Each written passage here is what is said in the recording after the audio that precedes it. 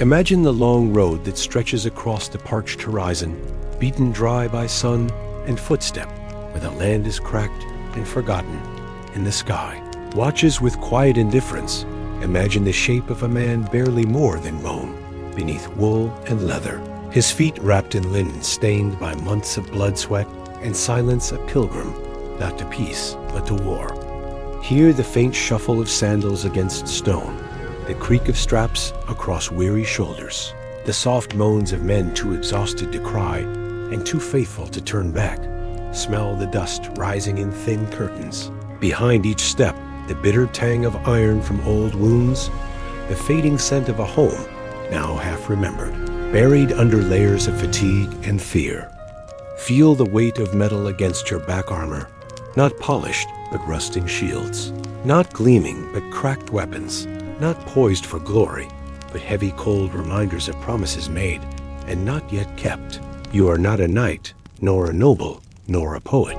You are a body in a line that moves forward, and a soul clinging to belief that something holy waits at the end of the march. The crusade, they called it, a divine journey across a cursed land. But what you find is hunger and heat, calloused hands, torn sandals, and the dull ache that creeps through every bone you rise with the sun or before it. If the horn calls early, your body curled beneath a tattered woolen blanket, your mind still tangled in broken dreams of rain and bread and laughter. You eat what little there is, a crust of bread, crumbled in a palm, some salt meat turned sour from heat, water from a skin that stinks of leather and mold, and the lips of others who drank before the leader's ride. A head on horse's fat and brushed with braids in their manes.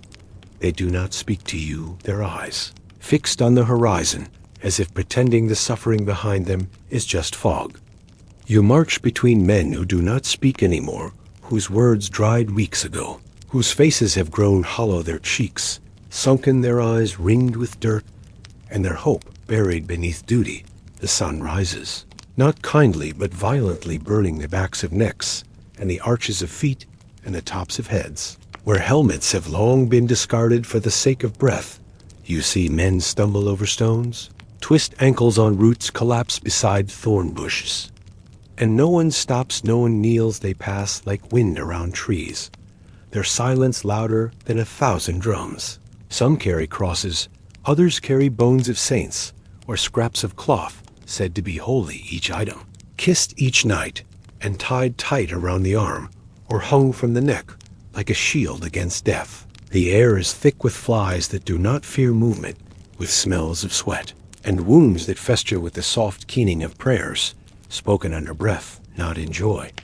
But desperation, a boy no more than 14 walks beside you barefoot, his feet cracked and bleeding, he says nothing but looks toward the horizon, with eyes older than any priest. Someone coughs behind. You not once, but over and over, a wet rattle in the lungs that says this body will not reach the city of God, but still it marshes, still it breathes. You step over bones, not ancient ones, but fresh, clean, picked by crows, who wait in trees above their black eyes, watching their claws. Digging into bark with patient hunger, tents are pitched only when the sun begins to drown, and they are no more than scraps of linen. Tied to branches, men curl beneath them, without speaking, and sleep like stones under riverbeds. A priest reads scripture by firelight, but his hands shake and he skips verses eyes, darting toward the hills and the dark shapes that sometimes move there, too fast to be foxes, too slow to be deer. Someone sharpens a blade, not for battle, but for fear that night will bring hands, not guided by God, but by famine, by madness, by the whisper of temptation that hunger makes loud. You close your eyes not to dream, but to forget. You let your mind wander to a place where the air is cool and there is no dust, where bread is warm and smiles come easy, and hands are clean, but sleep is shallow and full of murmurs. Men cry in their dreams, calling out names that no one knows, names that once belonged to mothers or wives or brothers left behind in safer lands. And when the morning comes again, it is not with music or hope, but with the clatter of armor being dragged onto weary limbs and the soft curse of someone whose sandals have broken again. You do not eat well, you do not bathe, You do not laugh, you do not write letters. You only walk, breathe sweat, and repeat a rhythm so steady, it becomes a song without melody or joy. You see banners in the distance, once bright with color, now faded and torn. They flap against poles like cries for help, like flags begging the wind to carry them home. A man ahead drops to his knees, not in prayer, but in surrender. His face in his hands and his back shaking, and the lying parts around him as if grief were something that might spread like fire. A woman walks near the back, her hands bound not by rope, but by expectation. A servant or a sinner, or both carrying someone else. Spurden and still her steps are strong, and sure horses die too, their bodies left by the path, loaded beneath the sun, their eyes. Already gone their ribs, pushing through skin, their saddles taken.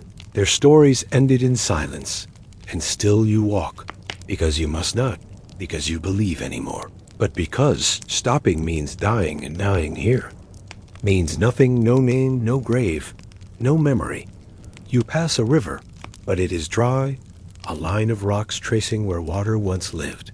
And men kneel in the dust and dig with their hands like animals, hoping to find a drop. Beneath the earth someone sings again, low and broken, a hymn once taught in childhood, now carried through cracked lips and hoarse breath. It sounds less like music and more like morning and night removes his helm and drinks from a flask, not wine, not water, but something stronger, something to numb the pain that metal in silence cannot hold back. A child walks barefoot, his hand clutched around a feather, a gift from a bird, now gone, a token of home, or luck, or love, or all three. He holds it like a sword. The sun sets, and the wind picks up not cool, but sharp, a dry cold that scratches the skin and makes you shiver, not from chill, but from the memory of how warmth used to feel. You lay down on earth that does not forgive you, staring at stars that do not blink and wonder if the God you were promised is watching, or waiting, or sleeping. You do not dream, not anymore. You drift in thoughtless silence, where nothing hurts, but nothing heals, where time slows to the rhythm of breath, and fear hides behind every blink. You wake again, not knowing if it is dawn or dusk, if the sky is rising or falling, and it does not matter, because your feet are already moving again, already searching again, already gone. And this is the first part of your journey, not the glory, not the victory, not the sword raised high or the hymn sung loud, but the quiet, terrible truth of movement, without meaning, because the crusade begins not with battle, but with this, with dust and death, and silence, and the knowledge that even if you reach the end, you will never return the same. Whispers beneath the helm, the hidden suffering before the first sword is drawn. Imagine the cold metal of a helmet pressed against your forehead, where sweat and dust gather beneath the rim, and the faint pressure makes it hard to think, but harder to remove. Imagine your breath echoing in the close space between iron and flesh, the stale scent of leather and your own skin trapped inside like a whisper you cannot escape. Feel the weight of the chainmail over your shoulders, links pressing into bone, where bruises bloom in silence unseen. Beneath tunics of wool and patches long worn through smell, the iron knot, just of weapons, but of blood dried into the fabric of gloves. The metal taste lingering on every fingertip, though no sword has yet struck its mark. Imagine your fingers trembling not from fear, but from exhaustion, as they try to tighten a strap for the 100th time. The leather stiff and fraying, the buckle half broken. Hear the slow hiss of a whetstone sliding along steel somewhere in the camp, a quiet ritual of preparation that soothes and terrifies in equal measure. Feel your muscles ache with the memory of yesterday. March, not a clean ache, but a deep twisting pain born of repetition and burden and time. Stretching endlessly forward, see the fires around the camp like stars fall into earth, each one flickering inside a circle of men too tired to speak and too restless to sleep. Hear the crackle of flame and the low murmurs that rise around it, voices made soft by distance and fatigue, carrying prayers half forgotten and names no longer spoken aloud Imagine the silence between words longer than the words themselves. A space filled with doubt, with loneliness, with the weight of questions never asked out loud. Imagine a man holding a letter in his hands, folded 100 times, the edges worn thin, his eyes scanning the same lines for comfort that no longer comes. Imagine another man staring at nothing, his hands moving without thought, sharpening a blade, polishing a buckle, tracing scars along his forearm. Not in pain, but in memory. Feel the burden of silence, the way it gathers like dust on armor, settling between the joints and under the seams where it cannot be. Cleaned away, hear the distant howl of wolves or men, or both, the sound stretched by, wind into something unearthly that crawls beneath the skin and buries itself behind the ribs.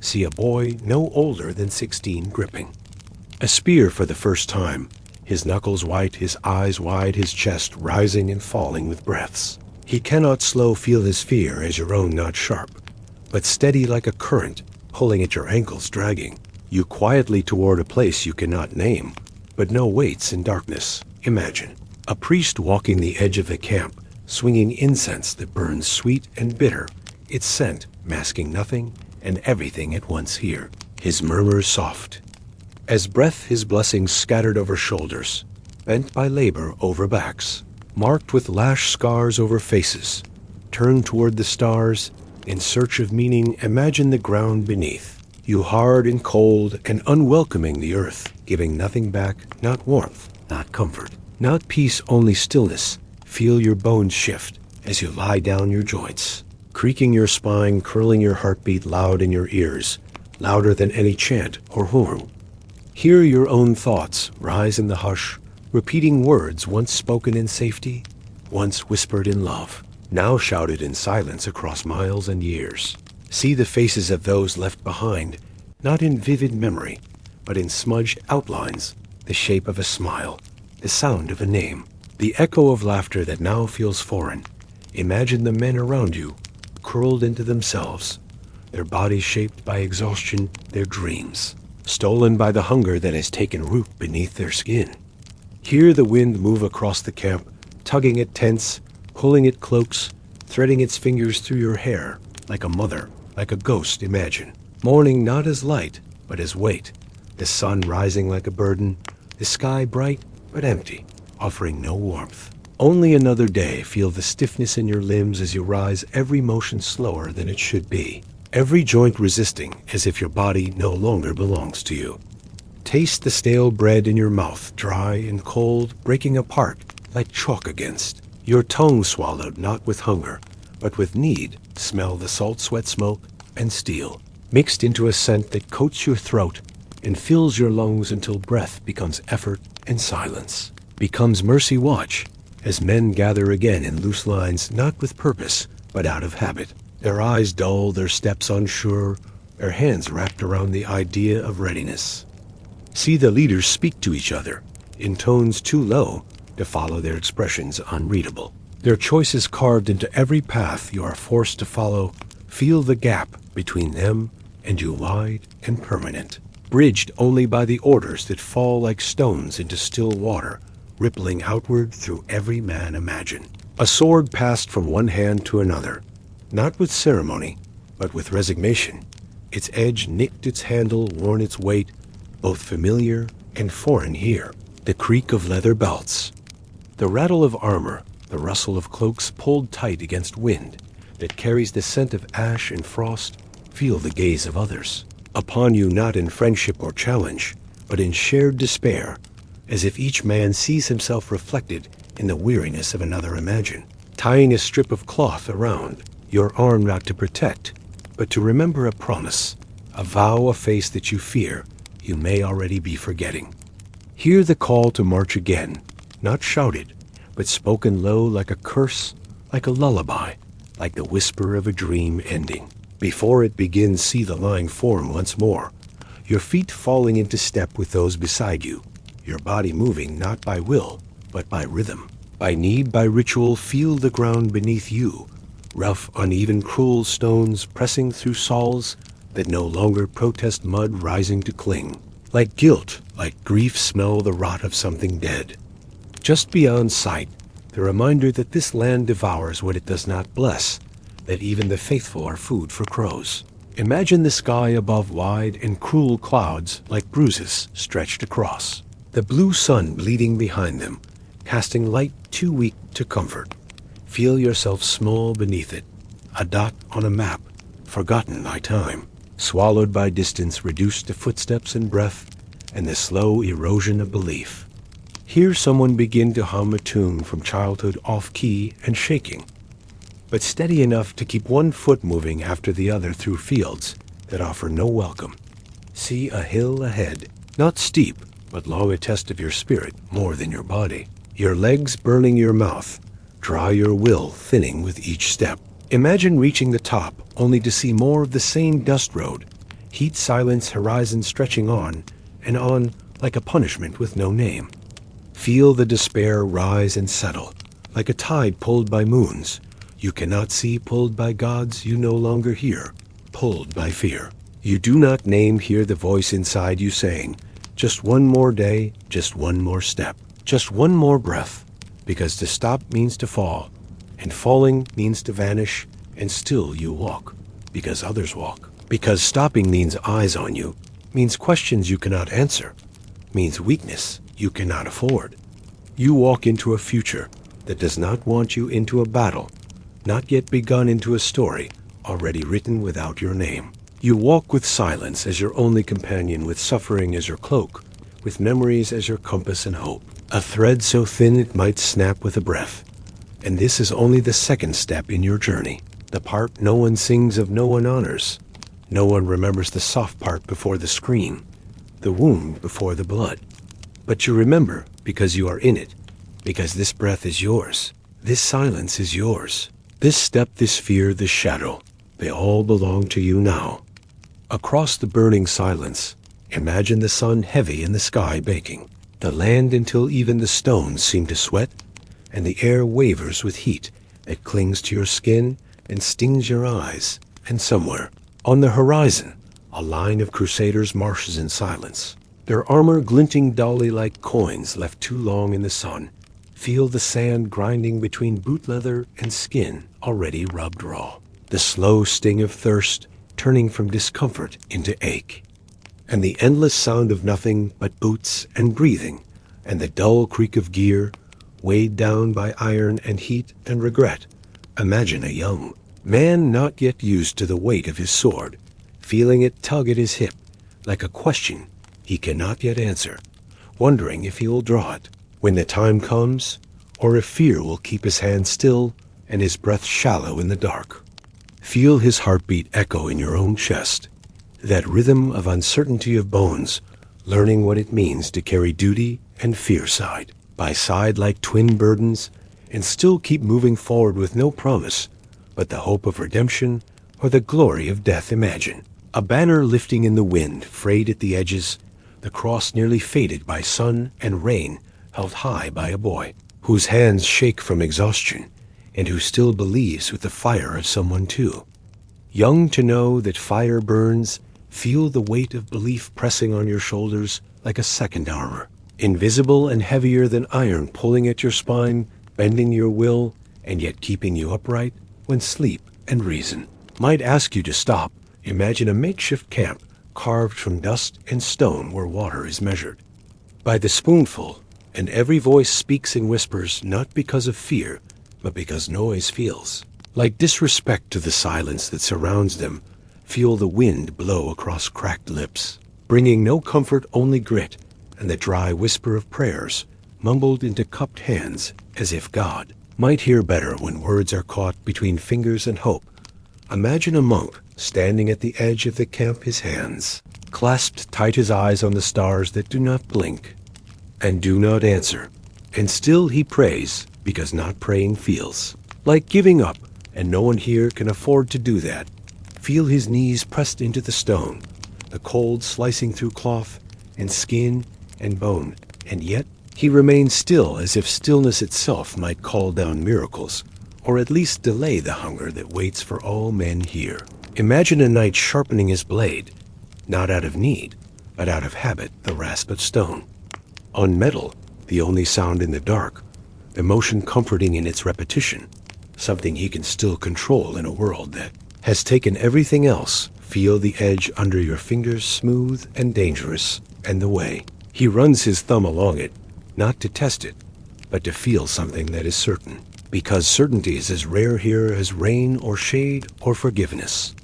Imagine the horses restless in their ropes, their eyes wide and wild, as if they remember something the men have forgotten. How danger walks quietly, and death does not always announce itself with drums or flags. Feel the warmth of their bodies, the tension in their muscles, the way they stamp and snort against the night, like creatures that know the world better than their riders and fear it more honestly.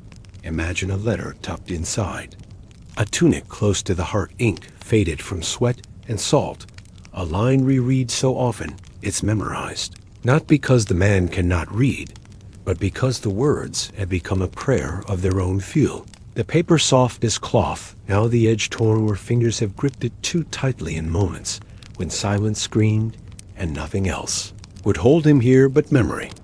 Imagine a hill ahead just steep enough to make lungs burn and spirits falter, yet they climb because turning back is not an option, and the dust of their own passage swirls around them like smoke from a fire. They didn't to start and cannot stop. Feel each step like a question answered only by the next one and the one after that, and how the path does not end but only changes shape as it disappears beneath tired feet.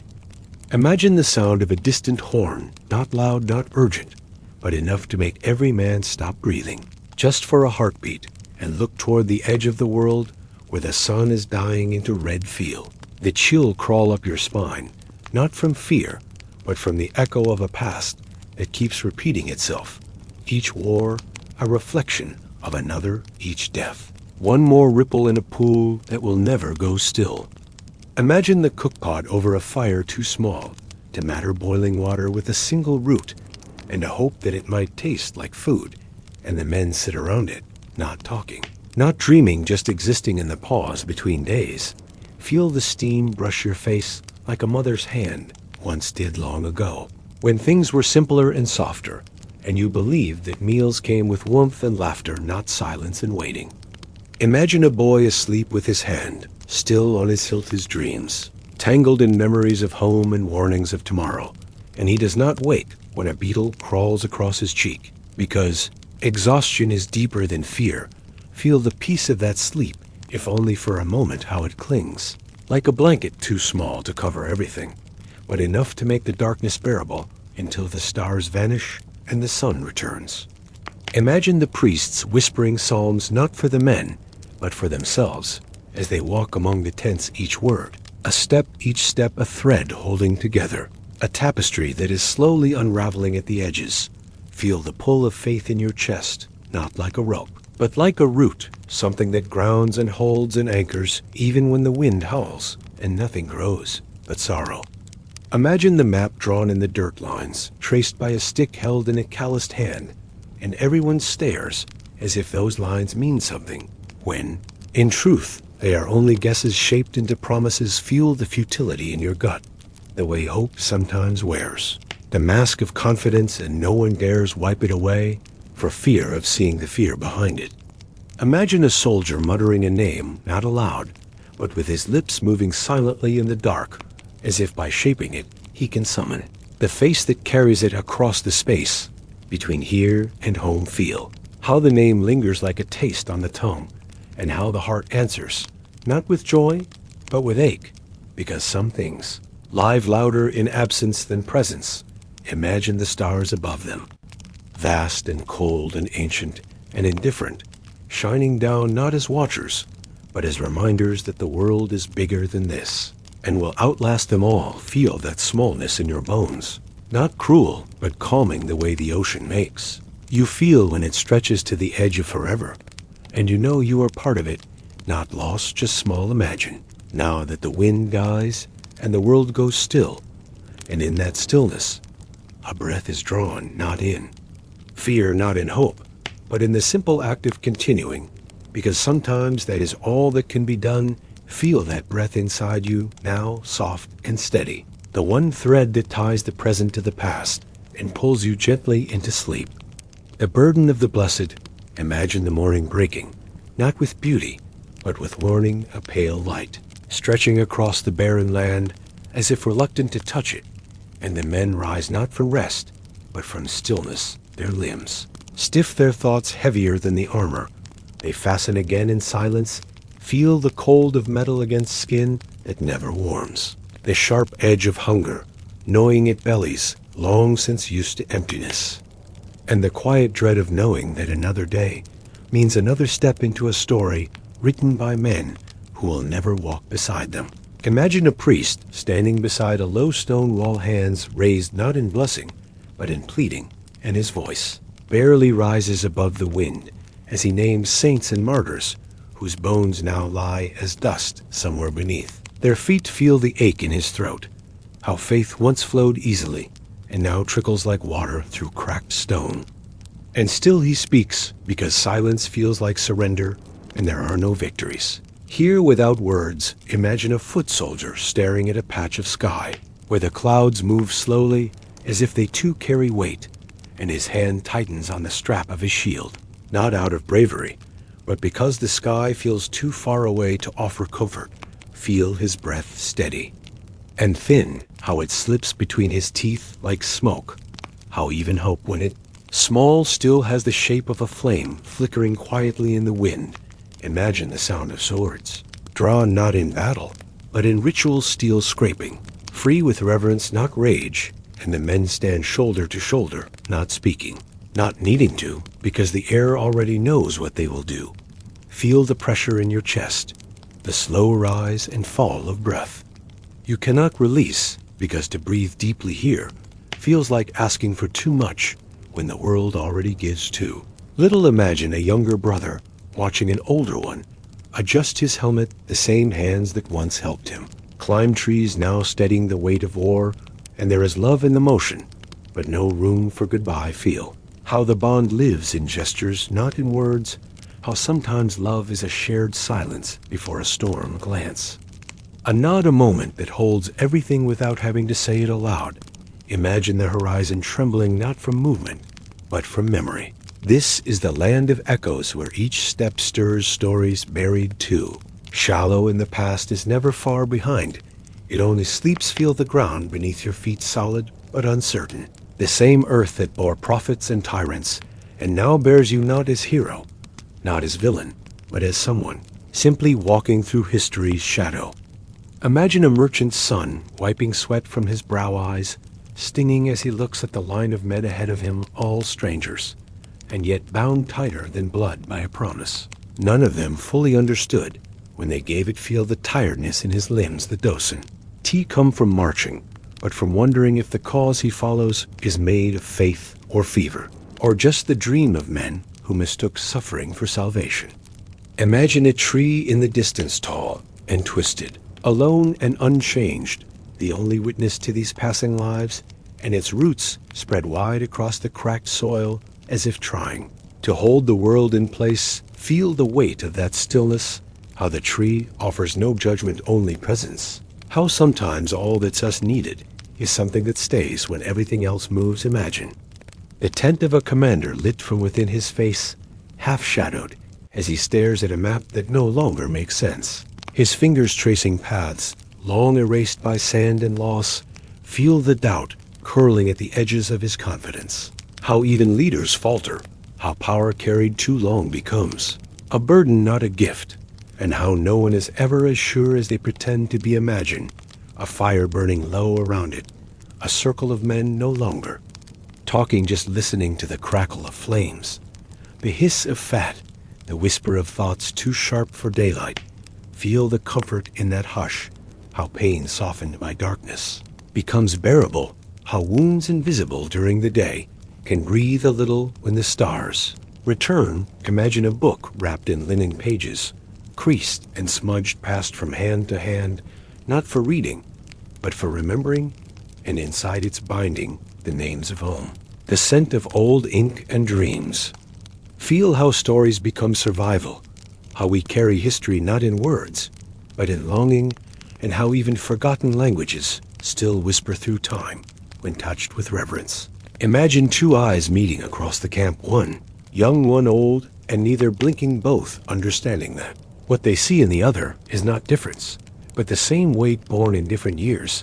Feel the unity in that. Recognition how suffering strips us of titles and leaves only the person behind, and how sometimes a single look can stitch torn spirits back together for just a moment. Imagine a man writing a letter, not to send, but to speak something aloud, to shape his pain into something small enough to hold in ink, and when he finishes, he folds it carefully and places it inside his boot. Feel the pulse in your hand, as if holding the pen the way words curl out of you when there is nowhere else to place the sorrow, and how sometimes writing is not to communicate, but to survive. Imagine a rain cloud finally bursting, not enough to soak, but enough to sting, and the drops fall like mercy, but feel like memory, like the tears men don't allow themselves to shed in daylight. Feel that soft, wet touch on your face, how even the sky remembers what grief looks like, and how rain can be a kind of forgiveness that needs no words. Imagine a soldier setting down his sword for just a moment, not in surrender, but in stillness, and looking at his own hands, as if surprised to find them trembling, not from fear, but from how long they have held so much. Feel your own hands mimic that motion, how the body remembers every burden, even when the mind forgets, and how release is a sacred thing even when it only lasts a breath. Imagine the stars again, this time clearer, brighter, more real than ever, and someone begins to sing not a hymn, not a war cry, just a lullaby from home, and one by one others hum along. Feel the hush that follows. How sound can carry warmth, how even in a place where silence rules, music still finds its way and wraps everyone in something that feels like a mother's arms. Imagine the wind shifting, carrying with it the scent of olives and ash, the memory of 1,000 fires, both holy and broken. And no one moves, but all of them feel the connection that lives in still air. How all of time folds inward in moments like this, and how sometimes standing still is the bravest thing a person can do. Imagine sleep coming not in surrender, but in grace, eyelids falling like curtains across a stage, and each breath slower, each muscle softer, each thought smaller, until only the hum of the world remains. Feel that descent inside yourself, like a boat drifting on calm water, not lost, not gone, just somewhere in between and safe for the first time in what feels like years. Imagine that here, the story does not end. It only waits for a softer page. And as you lie beside these men in the dark, know that even in suffering, there is still song, still breath, still light to come. Feel the quiet peace of the fire as last glow, how endings are only ever beginnings told differently, and how sleep is the truest prayer of all. Beneath foreign skies, when the land was not yours, imagine the morning light warming the edge of your helmet as the sun rises slowly over a land you do not know, and your feet stand heavy on unfamiliar stone, your eyes scanning a horizon that feels both distant and too close all at once. Hear the birds you do not recognize singing notes that dawn to belong to your forests, and the wind smells of dust and cardamom, and a kind of silence that waits quietly just past the edge of thought. Imagine stepping through the broken gate of a city, just taken its stones stained by battle, its streets littered with pieces of someone else. It's yesterday, and the faces around you, not ones you can name, but ones that stay with you long after the fighting ends. Feel the heat pressing down on your shoulders, like another layer of armor, the weight of sweat cooling beneath your tunic, and the heavy knowing that your body is far from the cold fields of home. Imagine market stalls empty and shuddered, the scent of spices lingering in the cracks of wood, and baskets still holding bruised fruit and bread no one returned for, and somewhere far away someone is mourning quietly behind a closed door. Hear your own breath louder than anything else inside your helmet, the rush of air reminding you are still alive, and yet unsure of what that even means, in a place that does not remember your name. Imagine a boy staring at you from behind a clay wall, his eyes wide, not with anger, but with something older, something that does not need words to make its point, something that says, "You do not belong here, and maybe never did. Feel the awkwardness in your hands, not holding a sword now, just holding your belt, watching your knuckles swell from sun and dirt and wondering, how long before the next march, the next hunger, the next fear? Imagine the sound of a call to prayer, rising above rooftops, sung in a voice so beautiful it stops your feet, though you do not know the meaning, and still it touches something beneath your armor, something deep and sore. Hear the echoes of your priest as Latin ringing in your memory, yet softer, now next to the language of minarets and clay towers, and smoke rising from rooftop fires that burn not for war, but for warmth and food.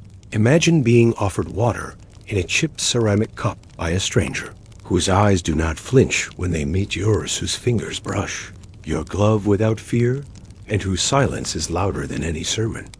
Feel how dry your lips are when you say thank you in a tone they don't understand, and yet somehow you re-understood in a way your sword never managed to achieve. Imagine wandering into a courtyard where olives hang low from trees you've only heard of, and the fountain trickles quietly while children chase one another barefoot through dust that glows gold in the morning sun. Feel the ache behind your knees where your greaves pinch, and the weariness settling deeper than your bones like sand between layers of thought and memory and skin. Imagine a chapel built from worn stone tucked beside a fig tree, where a monk not from your land kneels in prayer, and though your languages are different, your God feels the same in the way he bows his head here, the gentle movement of his robes as he rises and leaves a space for you beside him.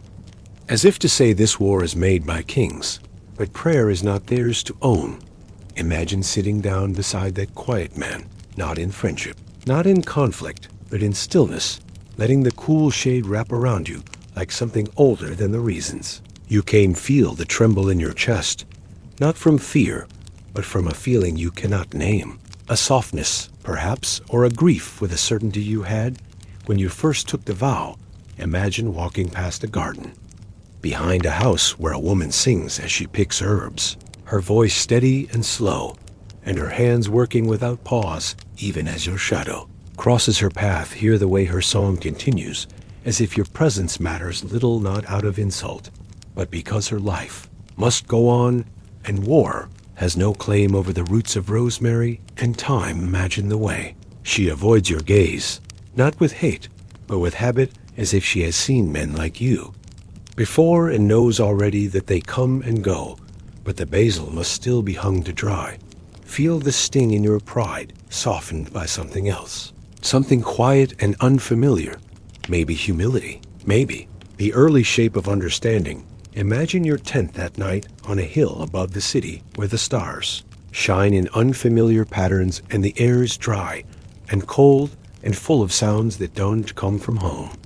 Hear the creak of your armor beside you, the smell of leather and rust and sweat, mingling with the distant scent of cedar and smoke from someone else.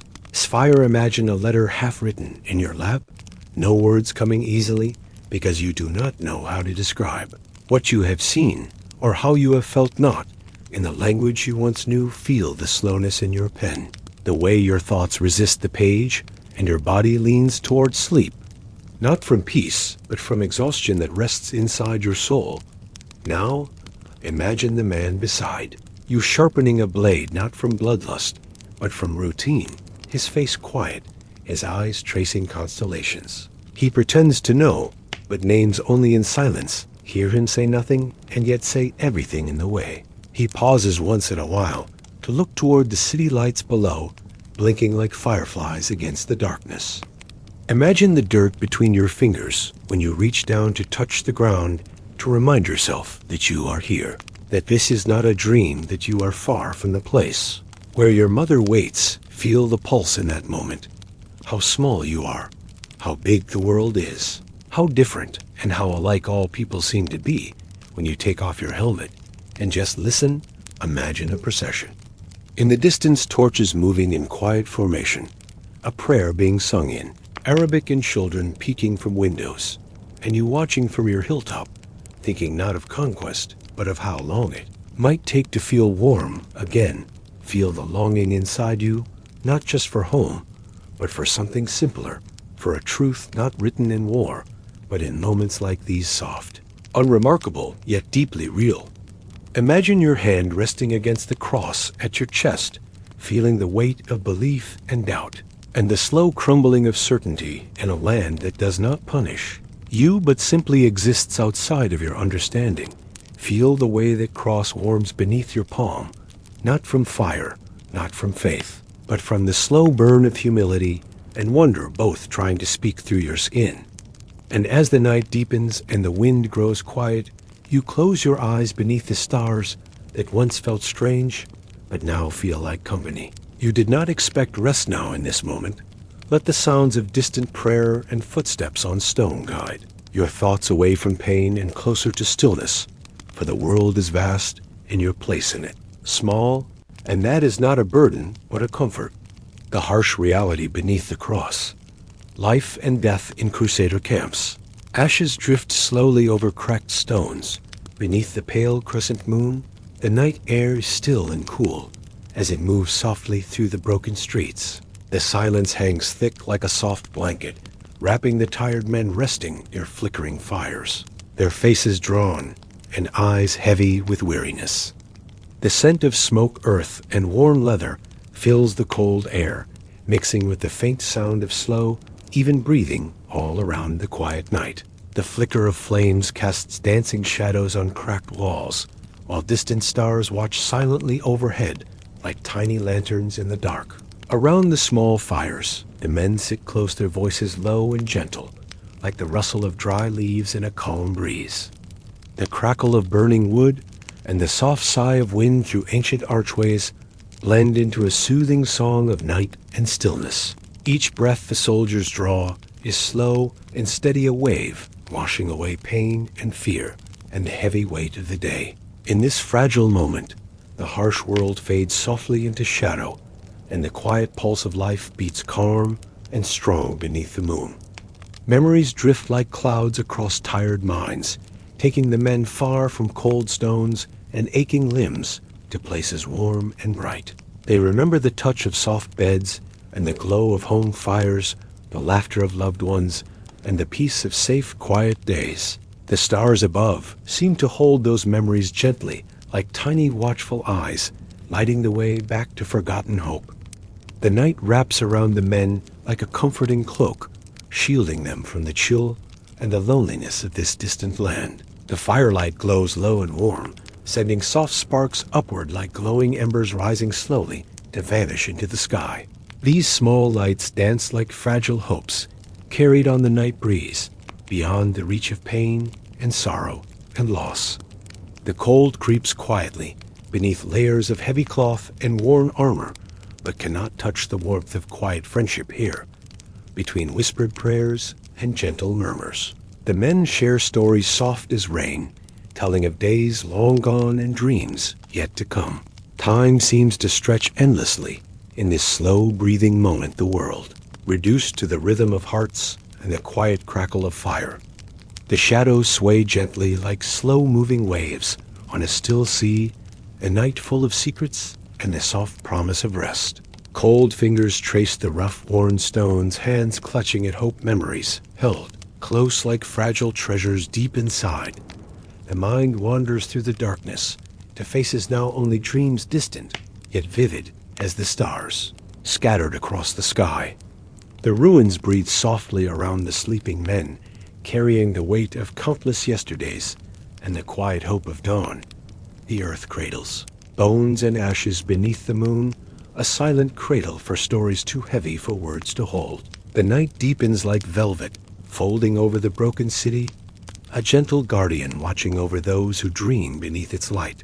The slow, steady beat of life continues in the silence, carrying the men softly toward peaceful sleep and new beginnings. The air is thick with the scent of damp stone and faint traces of old fires, mingled with the sharp tongue of sweat and leather. Every breath is a quiet song of survival, a gentle rhythm moving through tired bodies and restless minds. The world narrows to the small circle of firelight, the flickering glow painting faces, drawn with courage and quiet strength slow. Steady breathing becomes a calm tide, washing away pain and worry, pulling the men closer to the edge of sleep. The night is vast and full of quiet sounds, the distant call of an owl, the rustle of leaves, and the soft murmur of restless wind. Each sound blends into a gentle symphony that holds the soldiers safe beneath the endless sky. Their eyes close slowly, their minds drifting like leaves on a slow-moving stream, carried toward dreams, soft and sweet. The cold night air wraps around them like a soft shawl, a tender embrace holding them safe through the darkest hours. A fire burns low, sending thin spirals of smoke, curling upward into the quiet stillness, the last warm glow before rest. The men breathe slow, and even their bodies sinking deeper into the gentle arms of night and fading light. The stars blink softly overhead, the silent watchers of all that has been and all that will be beneath their gaze. The ashes settle softly on the ground, carrying the weight of history and the quiet hope of tomorrow yet to come. Slowly the world softens, the harsh edges fade. The long march becomes a distant memory, replaced by calm and peace. The cold earth holds the stories of fallen heroes and forgotten dreams, whispered quietly beneath the crescent moon. The night air is cool and clean, carrying the faint scent of wild herbs and the soft sound of distant flowing water. Each breath the men take is a gentle prayer, a quiet wish for safety, for rest, for the promise of a new day. The moon shines pale and steady, casting soft light over sleeping faces, peaceful in the embrace of darkness. Time slows to a gentle heartbeat. The endless march paused in this moment of fragile stillness and quiet grace. The world waits patiently for dawn to break, the slow return of light to warm the earth and awaken tired souls. Until then, the night holds them close, a silent guardian watching over the weary beneath a vast, quiet sky. The men lie still, breathing slow and steady, wrapped in the cool night air and the soft whisper of dreams.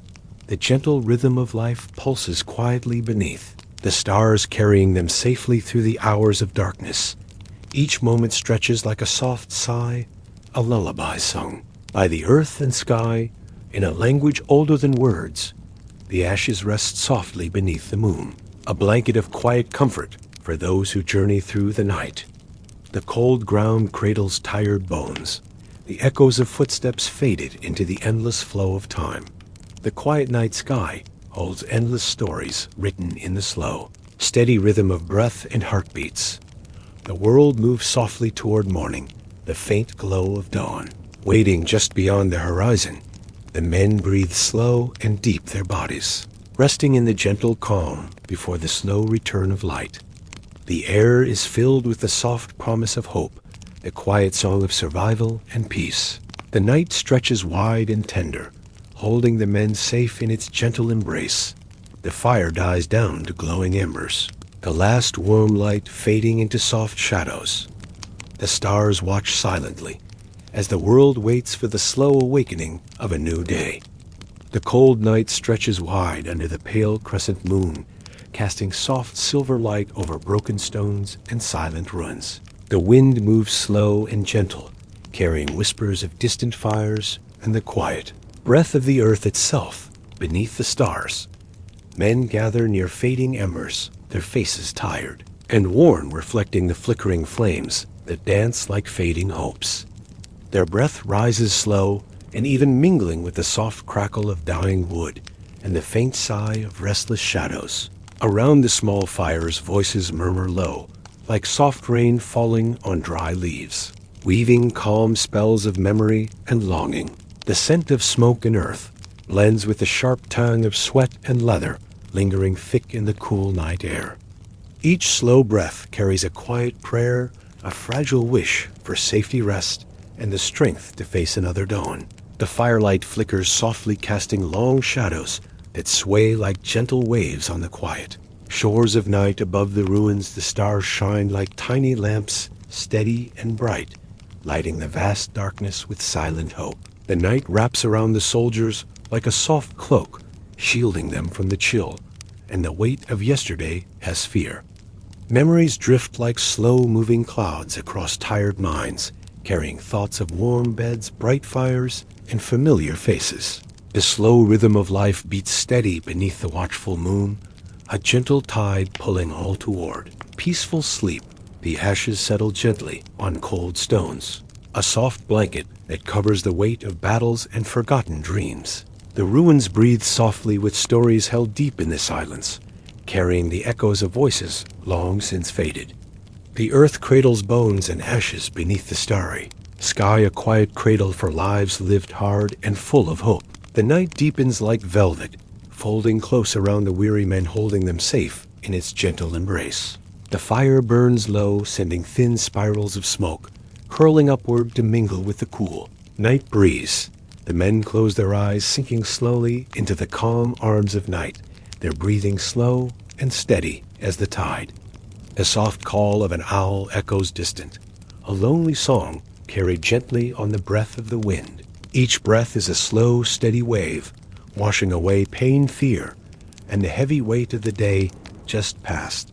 The stars keep watch silently overhead, timeless sentinels lighting the path of dreams and distant memories. The moon casts pale light over sleeping faces, peaceful and calm, wrapped in the quiet arms of darkness.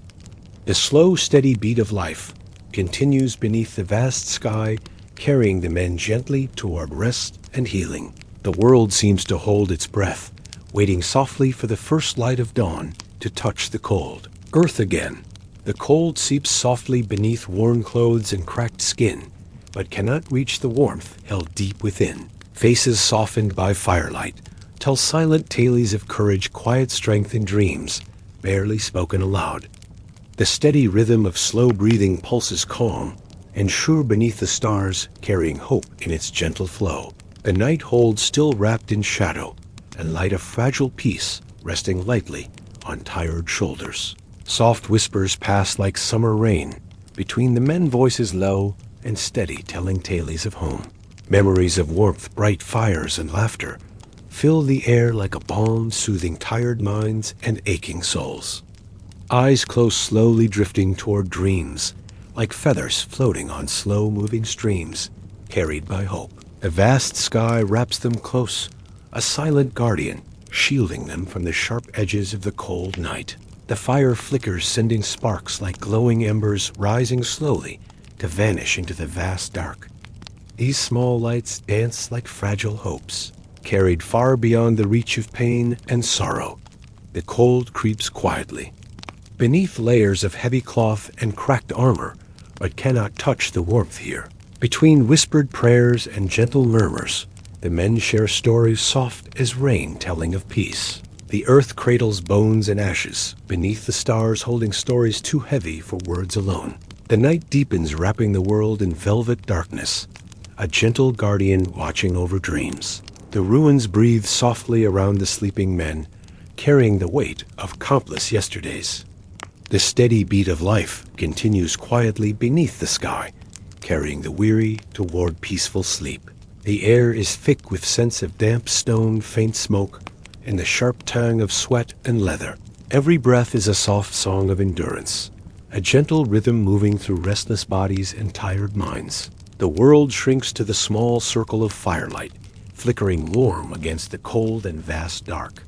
Slow, even breathing becomes a calm tide, washing away pain and sorrow, pulling the men toward sleep. The night sings softly with distant sounds, the rustle of leaves, the whisper of wind, the cry of owls. Each sound blends into a gentle symphony, holding the men safe beneath the endless sky, eyes closed, slowly drifting like leaves on slow. Moving streams carried toward dreams, soft and sweet. The cool night wraps around like a soft shawl, a tender embrace holding them safe in the dark. The fire dims low, sending thin trails of smoke, curling upward into the stillness, the last warm glow. The men breathe slow, their bodies sinking deeper into the calm arms of night and quiet dreams. Stars blink faint overhead, silent watchers of all that was and all that will be beneath their gaze.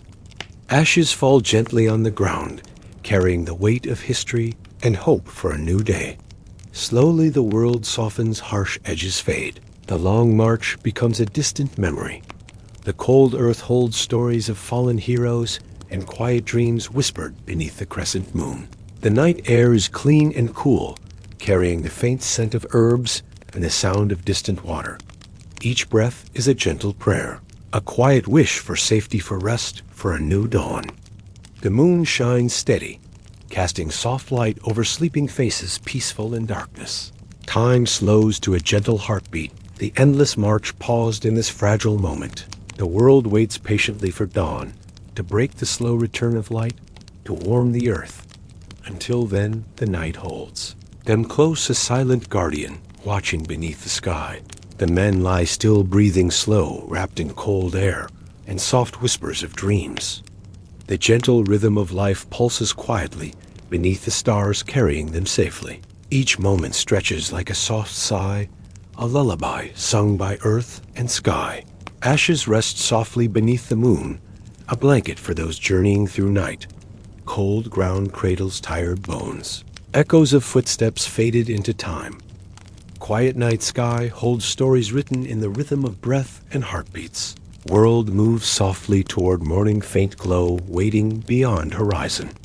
Men breathe slow, resting in calm before return of light, air filled with promise of hope, song of survival and peace. Night stretches wide, holding men safe in gentle embrace. Fire dies down, last warm light fading into soft shadows. Stars watch silently as world waits slow awakening of day. Ashes beneath the crescent moon. The stars begin to dim in the dark sky as the cold breath of night grows softer and more still. Above the broken walls, the crescent moon watches with pale eyes the sleeping forms below. The fire is only glowing coals, now a soft red heart beating slowly against the gray ash. The wind moves in circles around the stones, brushing against cloaks and armor with quiet grace. The men lie quiet in their sleep, their limbs resting heavy upon the cold, hard earth. Their dreams stretch wide and silent, wandering through memories like gentle ghosts. Some dream of mothers and children and warm food and green hills rolling beneath blue skies. Others dream of nothing at all, only black stillness wrapping them like the blanket of night. Their swords lie near, but untouched, their helmets resting like forgotten thoughts in the dust. The battle cries are far away, now replaced by the slow rhythm of breath and the crackle of ash. The cold does not speak anymore. It simply rests beside them, sharing space in the silence. The ground holds the weight of many footsteps now still, and the memory of pain now fading. The horses stand quiet and calm, their tails flicking slowly in the early hush of morning's edge. Their eyes reflect the last stars, as if remembering paths walked long ago in distant lands. The air between man and beast is thick with understanding, with a shared ache of movement and war. Each breath the horses take is a soft sigh, an echo of long marshes, and the hope for peace. Far away in the city's heart, a tower leans broken into the sky, its stones chipped by time and fire. It casts no shadow in the moonlight, only stands as a patient reminder of glory turned to dust. No sound rises from its empty halls where once footsteps rang and voices filled the echoing walls. Now only the wind walks, there slowly like an old song, whispered to no one but the sky. Near the edge of the ruin, a soldier stirs gently, his hands wrapped around the leather grip of nothing. His fingers twitch as if remembering the weight of a blade or the smoothness of his mother's hand. He turns in his sleep, a line of dried blood across his cheek, like a thread tying past to present. And then he settles again, sinking deeper into the soil and dreams that do not need to be named. The fire sends one last curl of smoke into the air, rising like a spirit released from a long burden. It climbs higher into the sky, joining the cool mist forming above the rooftops and crumbled gates. The mist is soft and silver, like the hem of a ghost's robe trailing across the backs of sleepers. It does not wake them. It only passes like time does unnoticed until the moment is gone. Somewhere beyond the city walls, a stream moves gently over rocks, shining in the moonlight. Its water speaks in ripples and hushes, and the occasional song of a waking bird in the brush. That stream has seen no war. It has no memory of steel or fire, only the feel of wind and deer. It flows without fear, touching roots and leaves and small things that hide in shadows. Quietly, the trees beyond the stones sway in silence, not with wind, but with old breath left from older days. Their trunks lean toward each other, like monks in prayer, like tired friends sharing no words. The ground between them is soft with leaves and old bones buried in peace, not in haste. The stars reach down through their branches, kissing the bark like farewell notes from heaven.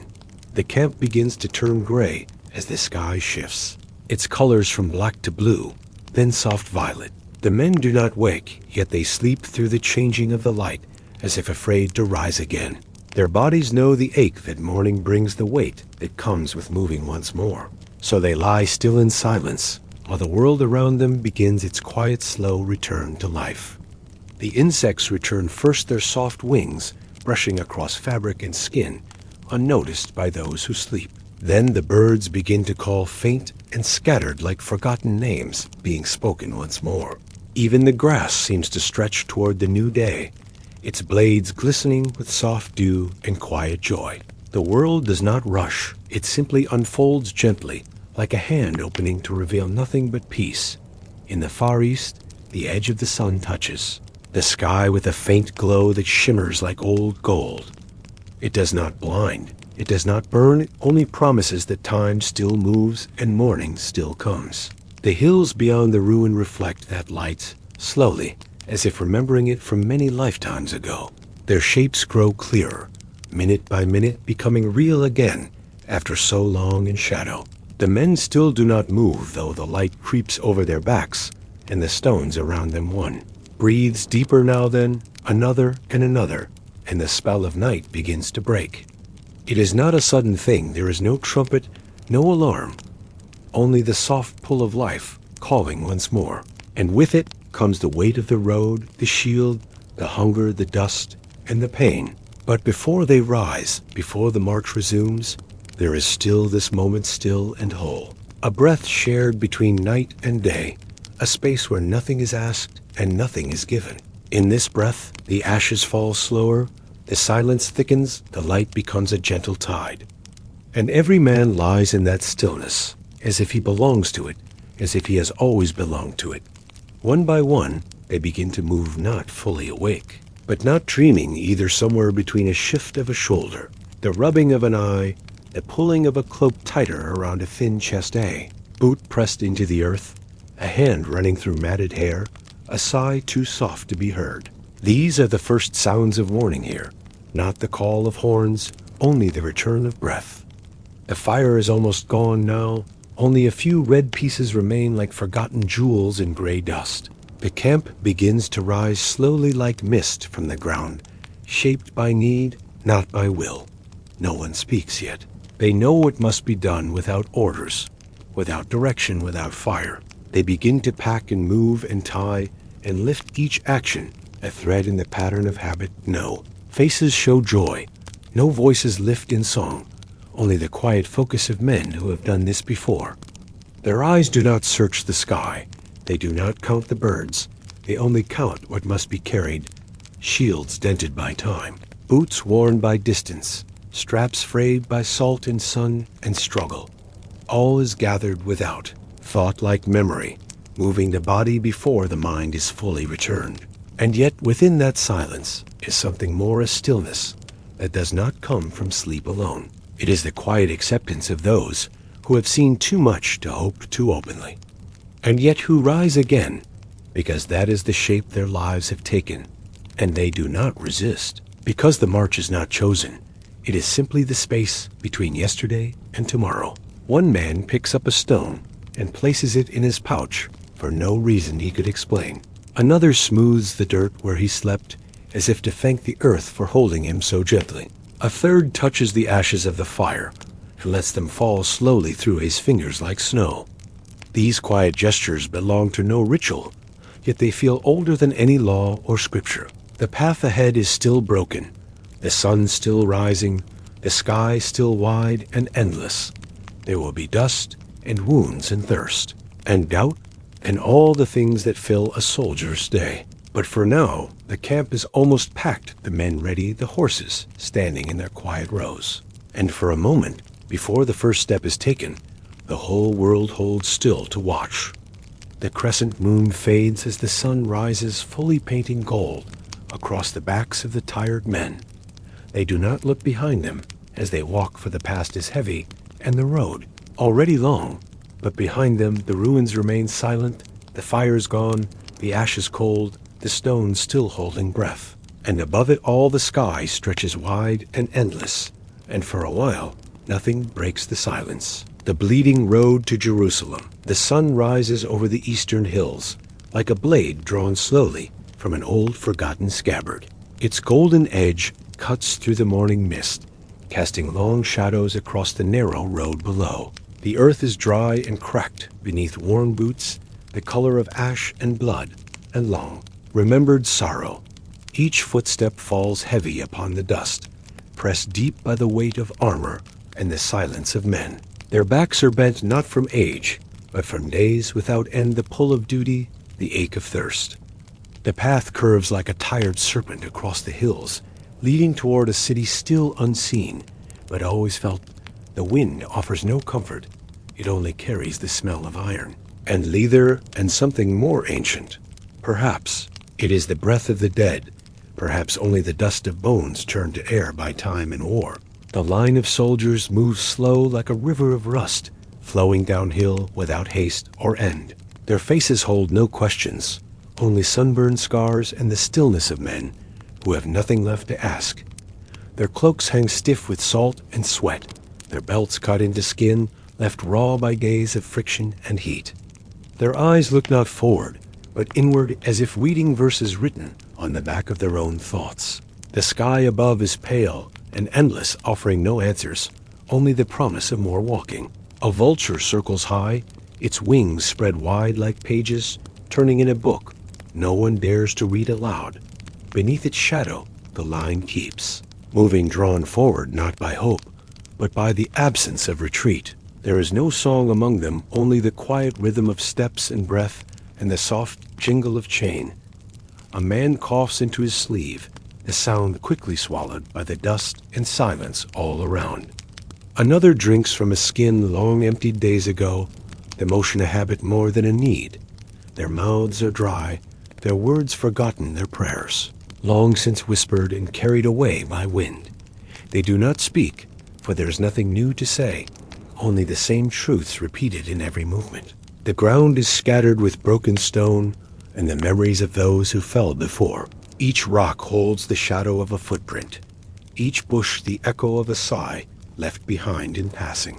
There are no markers here, only silence and the bones of forgotten names buried beneath the soil. Yet every man who walks this path knows he is walking through a history that does not forgive. Some carry splinters of wood wrapped in cloth, others small tokens pressed into their palms, not for luck, not for protection, but simply to remember who they once were before they began to forget. A shell from the sea, a carving from a child, a letter worn thin with folds and tears and time. These are the treasures that do not weigh down the pack, but sit instead in the corners of the soul. The sun rises higher, turning the road to light that blinds more than it guides. Sweat rolls down cheeks like tears that cannot be cried for reasons too old to recall.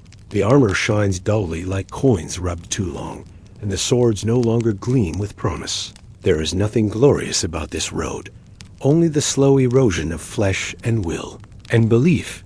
Still they walk, because there is no other choice, because the road is the only thing that remains, because the silence between steps is the only voice they still trust to speak without betrayal, because to stop would be to admit that the cause has vanished, that they themselves are hollow. So they walk not toward a city, not toward salvation, but toward the end of forgetting.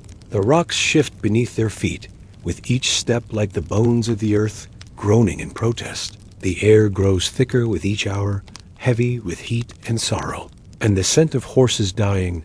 The banners no longer fly with pride, but hang limp, like cloth waiting for wind that will never come. The symbols, once bright with color, are now faded, stained by sun and blood and long abandonment. One man walks with a limp, a wound beneath his armor, festering slow and deep, unseen but not unfelt. He does not complain nor ask for aid, for no aid remains, and even pity has become too costly. Another limps beside him, offering nothing but the sound of his own, breath slow and unbroken. Together they make the shape of a prayer, not spoken aloud, but walked upon the bleeding road. Their hands are blistered from reins and ropes, their nails cracked from digging in dust and ash. The wounds on their skin are not worth tending, only reminders that they are still not dead. Yet still they move forward, their shadows long and bent, stretched thin across the broken land. Each shadow carrying not just the man, but the weight of all the miles walked before. They pass the remains of a cart, splintered and blackened, left behind like a burned offering bones, lie near it half buried in the dust, stripped clean by time and wind and vultures. No one stops, no one looks too closely, for every ruin is a mirror, every death a reflection. They walk past it like they walk past their own doubts, seeing, but not seeing, remembering, but not naming. Ahead the road splits into two paths, one narrow, one narrower, and neither offering relief.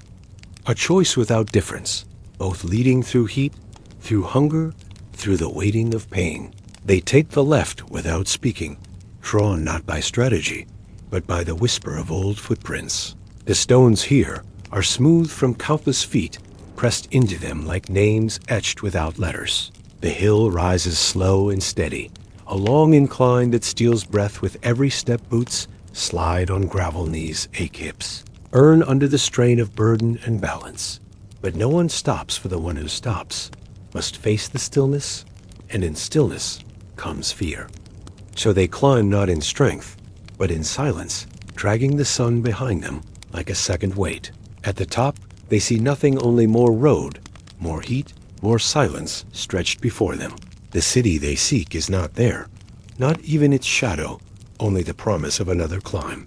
Ahead, yet none turn back, none ask when they will arrive, for the question itself has long withered away. They simply walk again downward into the next valley, where dust rises like smoke from invisible fires. And so the day continues as it did the day before, and the day before that, with steps like prayers, with thirst like a song hummed through cracked lips, with pain like a familiar companion beside each man, with silence deeper than any cathedral, with sky broader than any book of holy verses, with the road always beneath their feet, and the city always just beyond the next horizon. The march continues beyond exhaustion into a sacred nothingness, where belief fades into motion. The road stretches ahead like an old scar, winding across the wounded face of the earth without end. It narrows and bends, then rises again, only to fall away into more dust and stone and forgotten bones. No trees grow here, only low thorn bushes, clutching at boots like fingers reaching from shallow graves. The wind tastes bitter, filled with the memory of fires burned long ago and never fully extinguished. Every man walking this path carries more than his pack, more than his armor, more than the thirst in his bones. He carries silence shaped like grief carried, so long it has lost its name, and now walks beside him like a friend. They no longer speak of Jerusalem aloud. The word rests too heavily on the tongue, like a stone pressed into the mouth. It is not a place now, it is a direction. It is not a hope, now it is a reason to keep moving through the pain. The sky burns a pale white as the sun climbs higher its heat, turning the dust to fire beneath. Their feet armor that once shone now smolders against flesh, turning skin raw and eyes to smoke behind narrow lids. Each man lowers his gaze not in shame, but in survival, for even light is a weight they can no longer carry. They move without sound, except the dragging of solas and the soft clink of loose chain against rusted rings. A boy walks near the back, smaller than the rest, his face smooth and blank, his eyes older than the mountains. He was not meant to march, but hunger speaks louder than duty, and desperation is stronger than any wall. He clutches a bundle once white, now brown with earth and sweat and something darker near its edges. He does not cry, not anymore, only walks with the others. like a ghost borrowed from a quieter death. The older men do not guide him, they do not shield him, for they too are children, now without fathers. The march has stripped away their roles and ranks, leaving only footsteps and the ache they carry inside. A priest near the front carries a wooden cross, lashed to a staff, his lips moving in prayer, though no sound escapes. His eyes are hollow, reflecting not faith, but the emptiness that sometimes follows too much of it. A horse collapses without a sound, its knees folding like tired parchment, its head striking stone and staying still. The man who walked beside it does not stop, does not look down, only unfastens the reins and walks forward again. Someone behind him takes the horse's pack, without question lifting it onto already trembling shoulders. This is the rule now: those who fall are absorbed their weight, passed like water from one vessel to another. No one asks how far it is. No one asks how much longer, only the sun asks with every moment of rising heat. Each mile becomes the same as the one before, a blur of ash and gravel and the slow bleeding of time. They pass a ruined well, its stones, blackened and hollow, the wind moaning softly through its empty mouth. A man leans over it, spits down, then walks away, not waiting to hear the silence echo back to him. The bones of fallen men lie half buried along the trail, their armor rusted into the dirt, their names long lost. They are not buried, only covered by the kindness of the wind and the forgetfulness of time.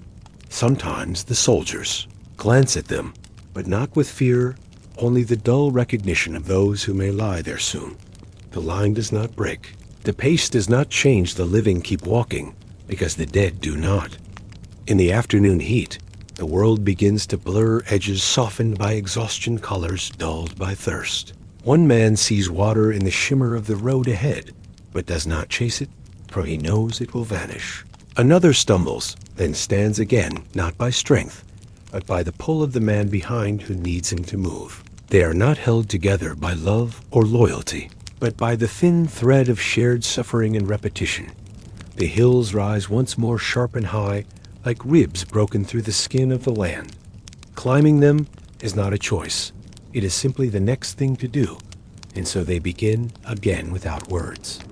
Boots slip on dry stone fingers, scrape on thorns, breath comes shallow and hot, like smoke from a dying fire. At the top they see only more hills, more dust, more sky, and the line keeps moving down without pause. The banners, once stitched with care, now hang in tatters, the emblems faded, the threads worn to threadbare ribbons. They flap not in pride, but in protest, dragged behind the men, like old promises too worn to fulfill.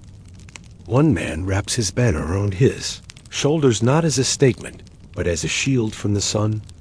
It covers a wound he does not want treated, for even pain has become familiar and oddly dear. The silence between them grows thicker like smoke. It moves slower than sound and heavier than air. Words have lost meaning, now too small for the things these men carry, too sharp to place inside tired mouths. Only breath remains steady and quiet, the one rhythm that cannot be taken away by dust or flame. Only breath tells the story, now soft and constant, like a prayer whispered only to the earth. The priest stumbles and kneels, one hand gripping the cross, the other clenched around a stone. He prays without voice, only his lips moving, his eyes wide and dry as they look at nothing. The others pass him slowly like water, passing around a rock, unmoved by his stillness or his trembling. He rises again after a time, not because of belief, but because his knees hurt more than his doubts. The boy begins to cough, but hides it behind his sleeve, the sound dry and hollow like parchment tearing. No one speaks to him, but one man tosses him a crust of bread hard enough to crack a tooth. He eats without thanks, without pause for gratitude, has dried in their mouths like everything else. There is no room for kindness, only the act of it. No room for God, only the shape of his name in silence.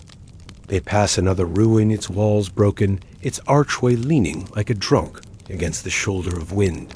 Inside, there are signs of old campfires, ashes, scattered bones of birds, and the scent of old prayers. One soldier touches the stone as he passes, his fingers tracing a crack. Like a line in a book, He cannot read. Then he is gone from it, and the ruin remains behind once more alone in its crumbling. Night comes slowly, not like a relief, but like a blanket too heavy to lift away. The sky darkens, the stars blink and stretch, as if waking from their own long silence. The men drop where they stand, falling onto ground that does not welcome, only receives. They do not make camp, they do not build fire. They only close their eyes and breathe. The road still runs ahead of them, unseen in the dark, bending around mountains and rivers and death. But they will not speak of it. They will not dream of it, only walk it again when the sun returns. For now they sleep as they walk silent and side by side, ghosts that have not stopped moving. And the wind passes over them, carrying no songs, only the soft sound of men too tired to remember why. Where hope is worn thin and silence becomes sacred, the night passes not in hours, but in breaths, one after another, slow and steady, like waves against a shore. The sky holds its darkness a little longer than needed, as if unsure whether morning should come at all. The stars blink faint above the sleeping line of men, like old candles guttering in the breath of a cold room. The ground does not soften, the stones do not yield, yet the men do not stir, not even to turn or speak. The earth remembers every step, every drop of sweat, every whisper, every broken promise left behind. It holds the footprints of the living beside the bones of the dead and makes no distinction between them. The silence of night stretches wide and deep, pressing like a second sky upon their backs, even in sleep. Only the wind dares to move, brushing lightly through hair and cloak, as if offering comfort it cannot give. Before the sun returns, a man opens his eyes, not because he is ready, but because his body remembers. He does not sit. He does not speak. He only stares forward into the dark, waiting for the pain to return. Another stirs beside him, stretching arms stiff from holding nothing through another night of motionless dreams. A third coughs once, then again, a sound too dry, too low, too familiar to earn even a glance from others. Slowly the camp begins to lift, not rise, but shift like mist, curling upward from the earth, reluctant and tired.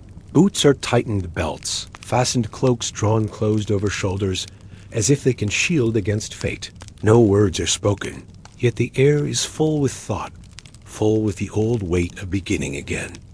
The road calls to them not as a voice, but as a presence waiting like a door that cannot be locked. The march begins without signal, one footstep, then another, and the rhythm begins again. The line reforms not from discipline, but from repetition, the body falling into motion before the mind. The horses follow slowly, their hooves scraping stone, their eyes glazed and distant as the men who guide them. The sound of the march returns, the soft thunder of weary bodies pressing forward into another day. The sun rises, and with it heat and light, too sharp for tired eyes and skin already cracked with burn. It spreads across the land without, care warming the road that cuts across the hills like a scar. The dust rises with each step, painting armor and skin and hair in the same dull shade of loss. Even the sky seems paler now, as if it too is fading from watching so much suffering unfold beneath. If a man falls, he does not cry out. He only drops like a cloak slipping from a nail and lies still. Two men pass him, one glances once, but keeps walking. The other does not even shift his gaze. He breathes, but does not rise his chest, moving slow, as if he is unsure whether he still belongs here. No one speaks of it, no one slows for the path, allows no space for kindness, only for moving. A stream crosses the path, a thin trickle barely wide enough to wet a stone. Yet the men stop, not for drink, for it is foul with decay, but for memory of what water once meant when it was clean. One man kneels, touches the water, then wipes his hand on his tunic, as if washing something unseen. He does not look up, only rises and walks again, stepping across the stream like it is a memory. On a hill above them, an old stone watchtower leans broken, its top collapsed, its walls sun-bleached. It watches them like a blind eye, seeing nothing, yet knowing everything from the stillness of ruin. A crow sits atop its crumbled edge, watching the march, without call, without movement, without judgment. Its shadow falls across the path, like a blade of shade, and disappears with the next step of the line. The boy is still walking, his eyes more sunken. Now his feet wrapped in cloth stained dark with blood. He no longer hides his cough, for it has become part of him, like breath, like heartbeat, like dust. One man offers him dried meat. The boy takes it without thanks, without pause, and chews without taste. They walk together for a while, and then apart again, for the road allows no bonds, only motion ahead. The path splits again, between two ridges, one stony, the other shrouded in thorn and shadow. They take the stony path without. Decision, for the thorns are no softer, only darker and slower. The climb begins steep and rough each. Step pulling groans from joints and gasps from dry lungs. Yet they climb, for the road continues, and the end always hides behind the next bend. A priest begins to sing, his voice soft cracked, trembling like leaves, caught in wind. The song is not Latin, not scripture, not even melody, only breath stretched into the shape of hope. He sings not for others, but for himself, for his own heart, for the silence pressing in too tightly. The men do not join, but they do not stop him, for, in the march, any sound that is not screaming is welcome. At the top of the ridge they see the valley below green, with grass speckled with wild goats, and quiet. A ruined church rests in the center, its roof collapsed, its door leaning, its windows open to the sky. They descend slowly, as if afraid to touch this place, as if it might vanish if seen too clearly.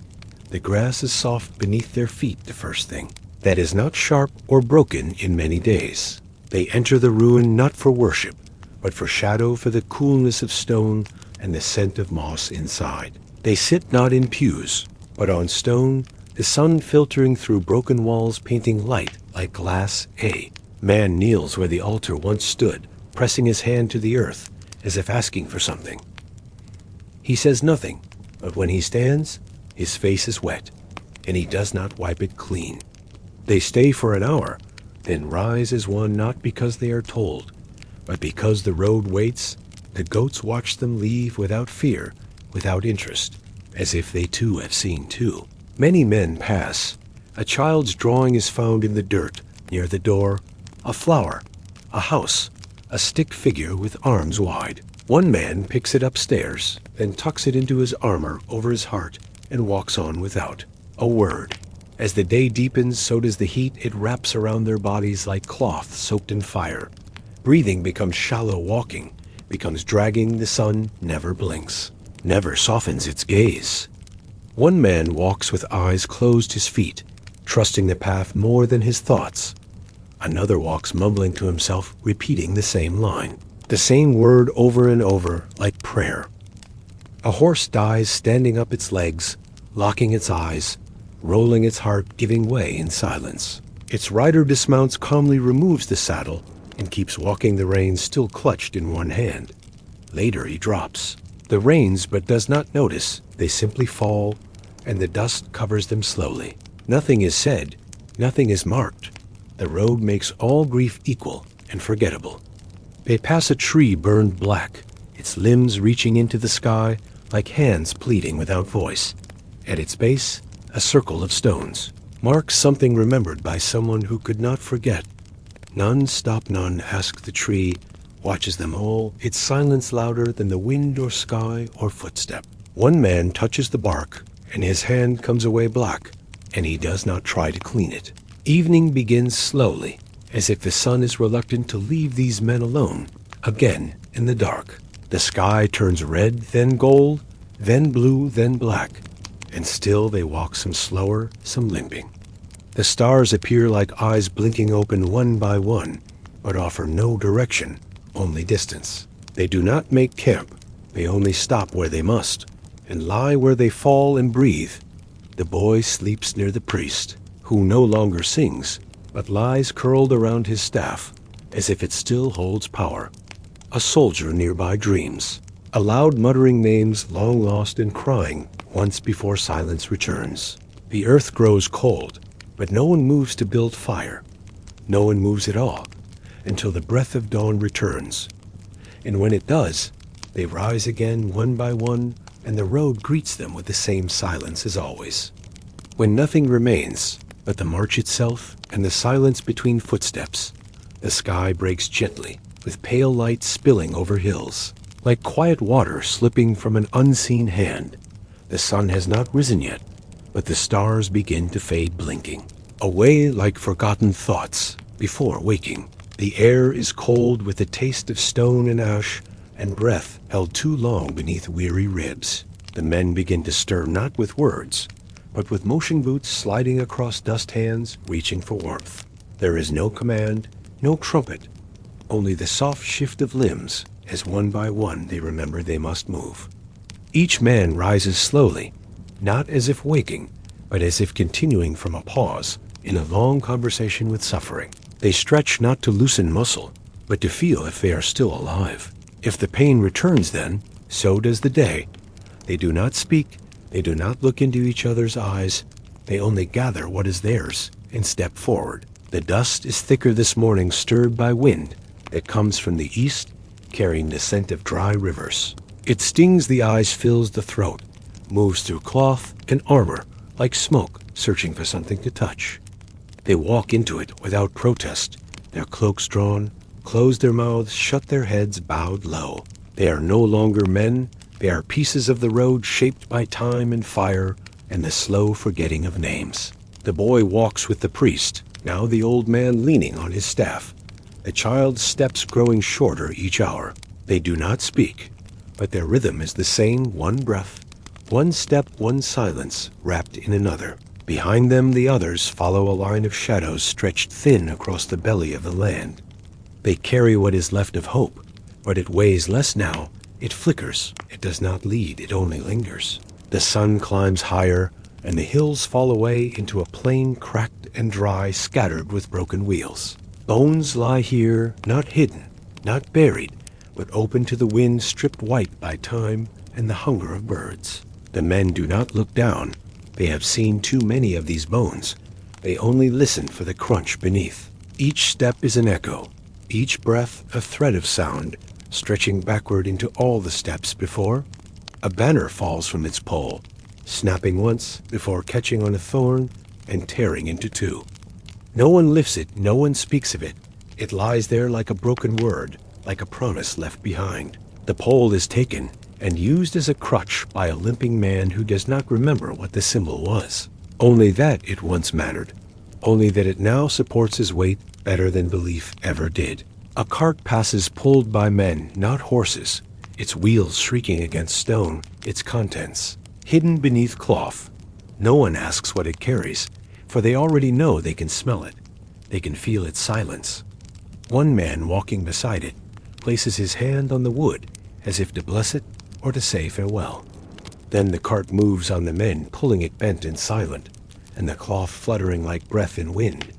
A woman walks near the edge of the line. Her hair covered her eyes down, her hands clasped tightly. She carries a small bundle wrapped in wool tied with twine, stained with something old and dark. She does not speak. She does not cry. She walks with the others as if born from the same dust, and none question her presence, for sorrow makes no distinction, and the road has room for all grief. They pass the ruins of a village burned long ago, its stones black, its roofs collapsed, its doors missing. A well sits in the center, its rim cracked, its rope gone, its bucket shattered near the stones. One man steps toward it, kneels, and touches the ground where ashes still cling to the cracks. He closes his eyes for a moment, then rises again and joins the line without looking back. The road turns again, not toward comfort, not toward rest, but deeper into the open silence of the plain. The sky stretches wide and blank above them, a bowl of empty light, holding their small shapes inside.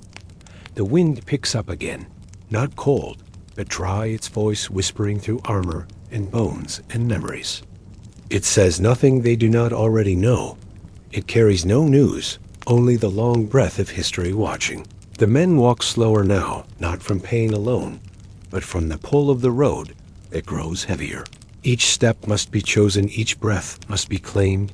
Nothing is given, not even the silence.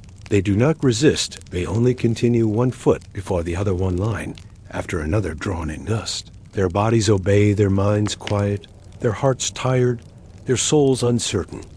But still they walk. A soldier falls. He does not scream. His sword slips from his hand and lands softly on the path beside him. Two men stop not to save him, but to lift his pack. Then they continue, and he is left where he fell.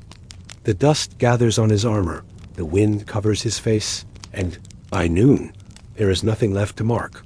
No grave, no prayer, only the sound of others walking past, and the weight he know.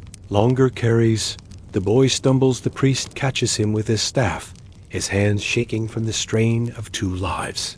They sit on a stone near the side of the path, and share a piece of bread, cracked and dry as the land.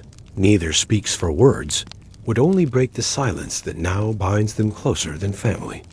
They rise again when the others do not before, not after, and join the march as if never having left. In the distance, mountains rise, their peaks lost in haze, like memories, too high to reach, too faint to hold. The road curves toward them slowly, as if unwilling to meet them too soon, afraid of what they mean. The men see them, but do not hope, for mountains hold both sanctuary and death, and they know both too well. They walk not for what lies ahead, but because they have already walked so far that stopping would mean ending. The sun begins to sink now, casting long shadows like scars across the back of the world. The air cools slightly, but the wind remains dry, a constant hand brushing away each new layer of strength. They do not talk. They do not pray. They only shift their steps toward darkness, as if it might soothe them. The sky reddens, the clouds catch fire, then fade into ash, and the night returns with quiet hands. They lie down where they stop, no fire, no song, no sound, only breath and dust and the weight of sleep. The stars above blink slowly, one by one, as if unsure if they should watch or close their eyes. The boy curls beside the priest, the cloth between them thin, the warmth almost gone. The wind wraps around them like a forgotten shawl, and the earth receives them without question. When the soul no longer leads and the body walks alone, the morning rises slower, now as if the sun itself has grown tired of watching men break and rebuild. Each day light falls across the plain in weak threads, pale and stretched thin, like old cloth torn at the seams. The men stir without urgency, their limbs stiff, their breath shallow, their hearts unsure if waking is worth the effort. But the road waits, and the road does not ask the road, only opens itself again, without kindness, without question. No one speaks as they rise. The sound of shifting feet and coughing is all that breaks the silence. Some press hands against swollen knees. Others lift packs heavier than they remember. Others do not rise at all. A horse lies dead by the edge of the trail, flies circling above it, and no one moves to bury or cover the smell. It becomes part of the air, like dust and heat, and the soft groaning of leather straps pulled tight. The line reforms slowly without. Command shaped by routine, molded by memory, not intention.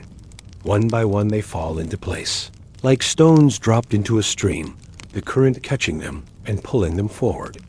Their eyes remain low, their shoulders hunched, their mouths closed, not in discipline, but in emptiness. They have passed the point of resistance. Now they are passengers on a path carved by older hands. Ahead the hills have flattened into a dry valley choked with thorn and stone and low trembling heat. The wind carries nothing new, only the old weight of every mile behind them and the scent of old blood. The banners no longer flutter. They drag behind their poles like tired arms holding forgotten burdens. Colors once bright now dulled by sun and dust and silence, the symbols forgotten even by those who once believed. A man limps with each step, his left leg dragging like a chain, but he does not fall, and he does not rest. Another walks with hands raw and blistered from rope, burned skin peeling in soft flakes onto his boots. They share no words, but the space between them is full with the rhythm of pain passed back and forth. It is a music now slow and simple, and cruel, the only thing that marshes beside them without growing weary. They pass a pile of stones shaped into a crude cross, its edges blackened by fire or shadow or memory. No one stops, No one kneels, no one crosses themselves. The symbol is too familiar now to mean anything. One man glances at it, then looks away. His eyes flat, his thoughts too tired to rise into prayer. The others keep walking, and the cross remains behind another echo, swallowed by the silence of time. The sun climbs higher, but no one lifts a hand to shield their eyes. They have already been burned into forgetting.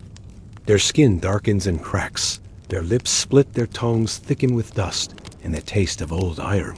A soldier begins to hum a slow, dry sound, more breath than voice, more memory than melody. It fades within seconds, swallowed by the wind, and no one turns their head. No one joins in. A raven lands on a broken post, its eyes bright, its wings folding like parchment, cracked and sharp. It watches them pass one by one, as if counting them or measuring the distance between life and something else. Its cry is sharp, but soft, as if mocking or mourning or simply remembering, and it does not fly away. Even the birds have learned that there is no threat in these men, only the long, slow collapse of the will.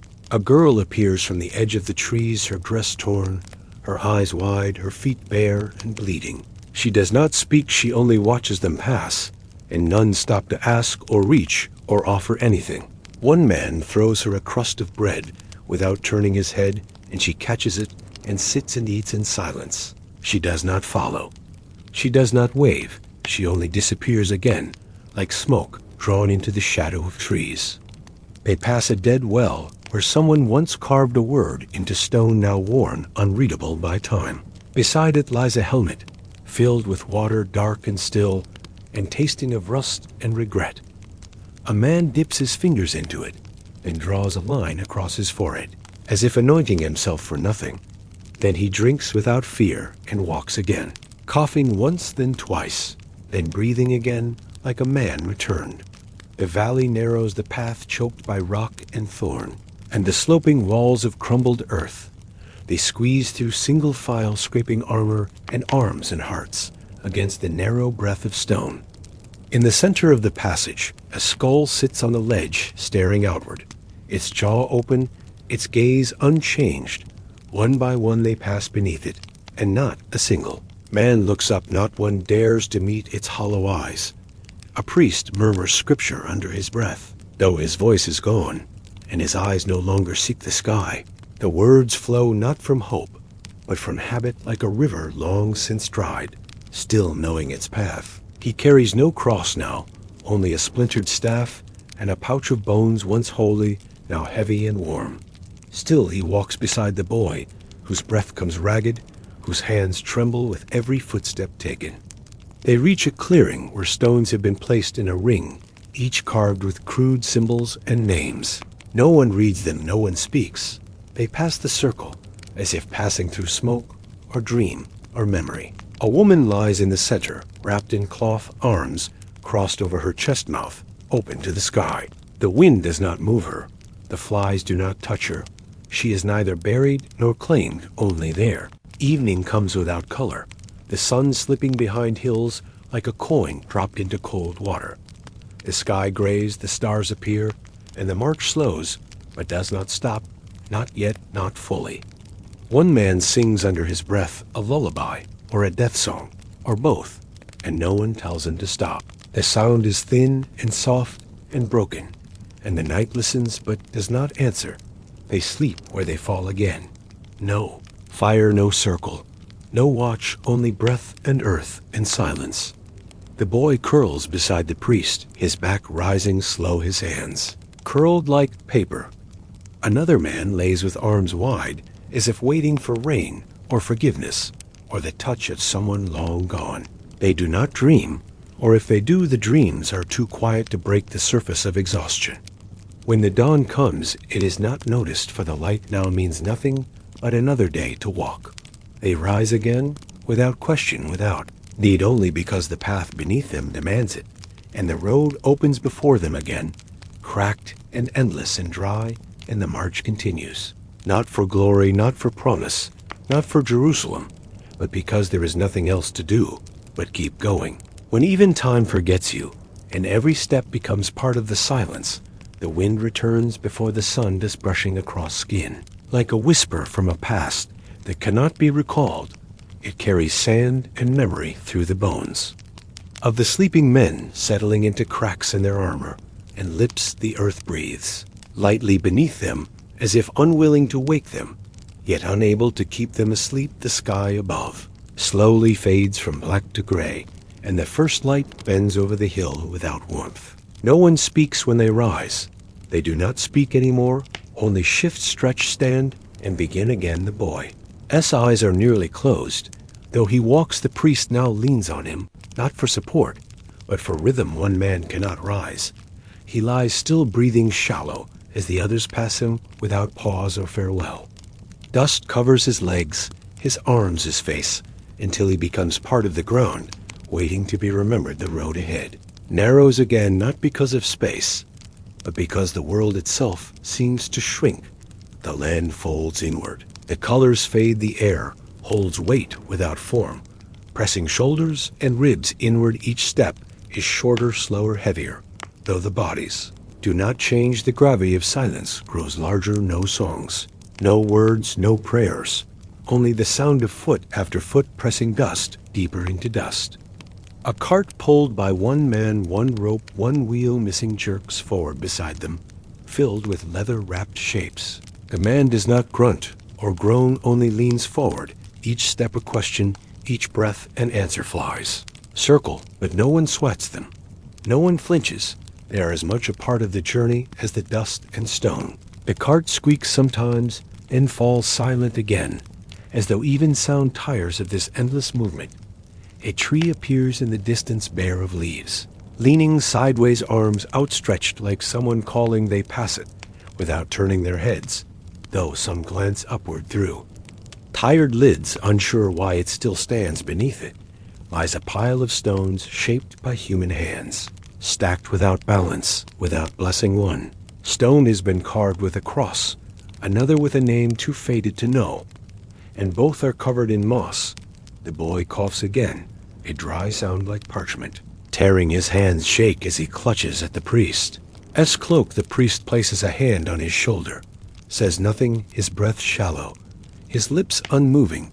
They walk together like twin shadows, cast by different suns, their weight different, but equally deep. No one offers water, no one slows for them, yet somehow they remain within the center of the line. A knight walks nearby, his armor dented, his sword missing, his gauntlets tied to his belt. Like forgotten tools, his face is hidden by a cloth stained with blood and earth. His steps, slow but certain, like a wheel turning, his shadow stretches long behind him, as if trying to return to something left behind long ago. When he stumbles, he does not fall. He simply kneels, then stands again, his head never lifting from the ground. They reach a stretch of path lined with broken spears driven into the soil. Like forgotten warnings, between them are bones wrapped in torn banners. The colors faded, the symbols eaten by rust and wind. No one pauses, no one looks closely. The bones are not strangers, they are mirrors held by time. Each man sees himself there, yet walks on, for the body still moves, and the soul still waits to fall. The sun climbs, but does not warm. It stares blankly from above, its heat dry and cruel. Without kindness the sky holds. No clouds, only pale blue stretching forever, like a sea that has forgotten how to weep. One man collapses, his face striking the stone with a soft thud, and his pack is taken by another. No one speaks, no one marks the spot, no one turns. The man becomes part of the trail itself. Flies gather where sweat dries, blood crusts, leather cracks, and nothing moves for two. Long no one lifts a hand to push them away. They are the only ones left who still care to touch. A crow lands on a dead branch nearby, caws once, then falls silent, as if surprised by its own voice. It watches with eyes too clear, too sharp, and does not fly away when approached. In the distance, the mountains draw closer, their shapes sharper. Now their ridges like the backs of beasts. They are not beautiful, only large, unmoving reminders of how far remains, and how far has passed. The road winds toward them, not upward yet, but with promise and threat, mixed together like smoke and ash. The men do not dread the climb, they only dread what it might mean to reach the top, They pass a stream that trickles over rocks, but no one kneels. No one drinks, no one trusts its shimmer. The water is too clear, too still. It reflects the faces of the marching, and they do not wish to see. A woman kneels by the water, her face wrapped, her hands pale. She sings softly to herself. They pass her without sound, and she does not stop her song, and the stream carries it away. A hill rises before them, and they climb without question, without speech, their legs. Dragging their breath shallow at the top, they find nothing, no shrine, no camp, no cross, only more path, and the quiet applause of wind. A man drops to his knees and pushes himself back to his feet by pressing his hands into his own chest. He walks again before others catch up, and the hill disappears behind, like every other hill they have climbed. Night returns not with darkness, but with release, the end of heat, the slowing of time. The thickening of stillness they lie, where they stop, some curled, some flat, some with arms spread as if seeking rain from dry skies. One whispers a name over and over until sleep takes it from him like a thief moving gently through shadow. The stars blink open one by one, indifferent witnesses to the fall of bodies that no longer remember. Rising by morning, the line is smaller, the spaces between men longer, the silence deeper, the sky more pale. They rise as before, slowly, mechanically, without cause, only continuation. The memory of movement stronger than thought. The priest is gone. Only his staff remains leaning against a stone. The boy now walks alone, without looking back. He does not cry. He does not stumble. He walks with the same steps, with the same silence, with the same hollow eyes. A chapel lies broken ahead, its roof fallen, its door missing, its altar scorched with old fire. In soot they pass through it, as if through fog. One man presses his hand to the wall, then drags it along as he moves. His fingers leave streaks in the dust, not symbols, not letters, just proof that something passed through. Others do not follow. They step around the chapel, this shadow, as if afraid it might speak. Their names aloud, the sun stands high again, as if it has never left, and never will, its gaze wide and cruel and endless. A soldier mutters that he hears singing, but there is no song, only the wind and the breathing of those. Nearby he walks slower each moment, until he stops completely, and sits beside the road, his eyes fixed on nothing. When night comes, he is still there, unmoving, unmoved, and no one touches him as they pass. They do not speak of death anymore. It is not a subject, not an end, only a change in rhythm. Some walk for hours, then stop and lie down, then rise again without knowing why or when they did. Either the line does not break. It stretches, it bends, it flows like water, seeking the lowest point in a dry land. It has become a creature of its own. Now not men, but parts of a single endless tired breathing, being. The sky holds them, the dust claims them, the silence names them, and the road keeps them. And each step forward is a question never answered by God, nor stone, nor wind, nor flame. And still they walk, because they have walked, because they have not yet stopped, because they do not know how. And in the breath between each step is the only truth left, that they exist, that they continue, that they endure. Where the horizon breaks and the soul becomes soil, the sky is silver with morning light. But no one looks up, not even once. As the air turns colder than before, the wind is quieter now, more like breath than voice slipping. Between cracked lips and worn leather shadows cling to their feet, even as the sun rises, dragging behind them. Like the memories they cannot carry, the earth crunches beneath each step, not stone, not dust, but something older and more hollow than either.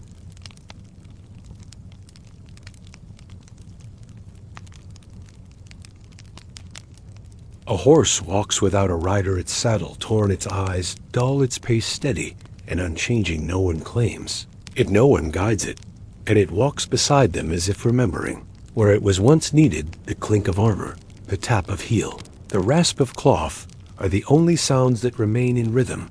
They reach a ruined tower broken into itself, its top gone, its stones sun-bleached and covered in ash.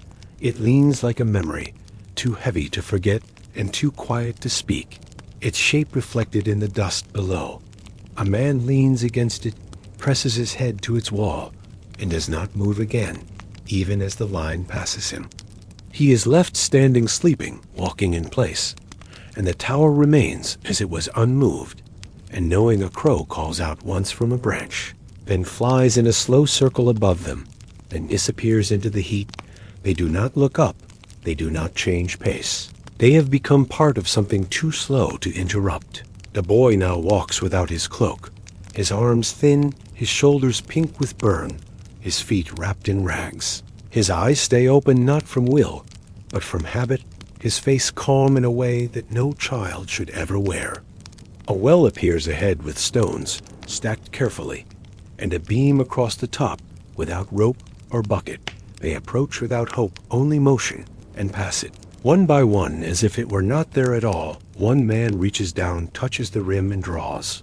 A line of dust across his forehead, then moves on another, spits into it, then walks faster, as if ashamed. The others say nothing, because silence is safer each. Step is now a choice, even if it is made without thinking. The road begins to rise in soft curves. The hills ahead stretch long like the backs of sleeping beasts, and the sky rests heavy upon their shapes. A ridge looms dark against the morning, and beyond it only more ridges, more dust, more road. The men do not speak, but they feel it, the closeness of something, the slow nearing of something final. One man falls not forward, not back, but sideways, and lies on the edge of the path like a coat dropped in wind. No one bends to lift him, no one looks down. They have passed this moment too many times for it to be new. His hand moves once, then not again, and by dusk his body is covered in fine layers of earth. In time in the morning, he will be part of the landscape, another small rise in the endless shape of suffering. The boy eats nothing, he only drinks from a small flask, passed to him by a man with no helmet and no voice. They do not speak, they do not smile, they only share the water, and the man walks behind him, without pause their shadows cross and overlap as the sun swings low, and the wind begins to hum through the broken brush. They are not friends, they are not strangers, they are simply moving in the same direction, at the same pace. A chapel made of bone appears by the side of the path, its ribs raised, its roof cloth and thread inside are no icons, no benches, no light, only silence and the shape of breath held too long. No one stops, they glance once, then continue as if seeing something from a dream. Best forgotten, the chapel watches them pass and collapses behind them, without sound, without dust, without prayer. The sun begins to set, though none watch it. They do not mark time anymore. They only feel its absence. The sky turns orange, then gray, then black, and the stars return, but mean nothing to them. A soldier counts them aloud, but forgets the numbers halfway through, and begins again from one. No one listens, no one corrects him, and he continues counting until he sleeps on his feet. They do not lie down. Now they only rest while walking heads. Low knees, locked hands, still sleep comes, like fog, like dust, like cold. It moves through them, gently erasing thought, without asking. One man walks with eyes closed for 3 hours, then opens them to find himself in the same place. Another begins to hum, but forgets the tune before the second breath and walks in silence. Again by dawn, they reach a ridge where the ground opens wide below, and a great plain stretches out unseen. Jerusalem lies ahead, though no one says it. No one dares to speak the name. They have carried for so long. They stand at the edge and do not cheer, do not kneel, do not cry. They only shift their weight and walk. Again, the city is not near, it is only visible, and the distance is longer than it has ever been. The boy stumbles for the first time, and does not rise alone, but is lifted by the silent man behind him. He says nothing, he does not thank him. He only walks again, and the man walks beside him without word. They have forgotten why they march, only that they must, that to stop now would be worse than any pain. The road has become a vow, whispered into the dirt too many times to break without breaking everything. One knight stops and looks toward the walls, shining pale in the light of the rising sun, and does not move. His hand rests on his chest, his other hand dangling by his side. his breath slow and long and deep. Then he turns around and walks back along the path, past the others, past the boy, past the tower. No one stops. Him no one calls out, and his shape becomes small, then smaller, then gone. The dust grows red as they walk, the soil richer, the stones darker, as if remembering blood too well. Every footfall becomes heavier, every thought slower, every dream further behind. They pass a field where old bones lie arranged in patterns that no one understands. One man kneels to look, then rises and continues, as if he had seen his own future carved into the earth. There are no songs left. There are no prayers, only the shape of breath and the beat of tired hearts. Even the birds are quiet, now flying high above the reach of men, as if trying to escape the sound of silence. One boy drops a stone from his pocket and does not look back as it rolls into the ditch beside the road. He had carried it since the coast and forgotten why it mattered, and now it does not matter at all. They begin the final climb toward the outer walls. Not steep but long, not sharp but endless. Each step brings them closer, yet makes the city seem further, its gates still and closed, its towers watching. They do not speed up, they do not slow. They walk as they always have between the dust and the sky, because there is nothing left but the walking, and nothing left after it but what they do not know. And the road does not end, but changes, becomes narrower, stonier, heavier with memory.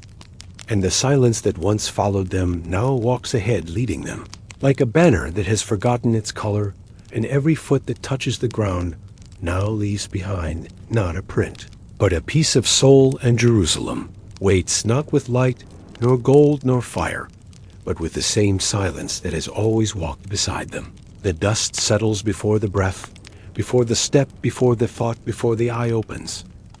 And when the first man lifts his head, there is no sound, only the thin smell of old sweat and stone. He does not look around, he does not speak, he only gathers his bones into something that moves. And the others follow one by one, rising like ghosts, from ash, from cloth, from dreamless sleep. They have forgotten what day it is, they have forgotten what they were. They only know forward, the city lies still ahead, not golden, not shining, just there, just waiting like the end of a sentence. No birds sing, no wind stirs, no bells toll, no horns blow, only the hush of absence before sound. Jerusalem watches them as a mountain watches falling rain. Distant, vast, unmoved, a boy walks first, because he did not stop walking even while lying down. His eyes are dry, his lips cracked, his feet blistered, and wrapped in old cloth behind him comes a man with no helmet and no sword, only a rope wound around his wrist. They do not speak to each other. They only walk as if breath were tied between them. A woman hums behind them, not a melody, just a noise in her throat, like the memory of a lullaby. It ends as it begins, half-formed, unfinished, and soft, like smoke from a cold fire. Her face is covered with a thin veil, soaked with dust and sweat and time. No one notices when she stops. They only notice when her shape no longer moves beside theirs. A crow follows them low across the sky. Wings spread, beak, silent eyes. Unblinking it circles once, twice, then lands on a ruined stone arch just outside the gate. No one looks up. No one marks it. No one wonders if it has come before. They have passed too. Many crows, too many shadows, too many things with wings. The gate to the city is open, but only slightly, just enough for one to pass at a time. The first to enter is the boy, and he does not pause, does not kneel, does not look up. His shadow disappears into the space between the stones and is not seen again. Behind him, one by one, they enter through the narrow throat of history. The city is not silent because it has forgotten sound. It is silent because it remembers everything. The streets stretch wide and still not warm, but waiting, not broken, but untouched by hope. Dust settles in every corner, in every crack, in every forgotten place where prayer once fell. A sword lies against a fountain, dry and rusted and curved like it had been weeping. They do not speak because they have lost the shapes of words. They do not sing because their throats are full of old iron. They do not cry because tears would mean something. Still lived behind the eyes, they only breathe, because the body does not know how to stop yet one. Man sits beside a pillar and lays out 3 stones in a circle on the ground. He does not remember why he does this, only that he always has since the coast.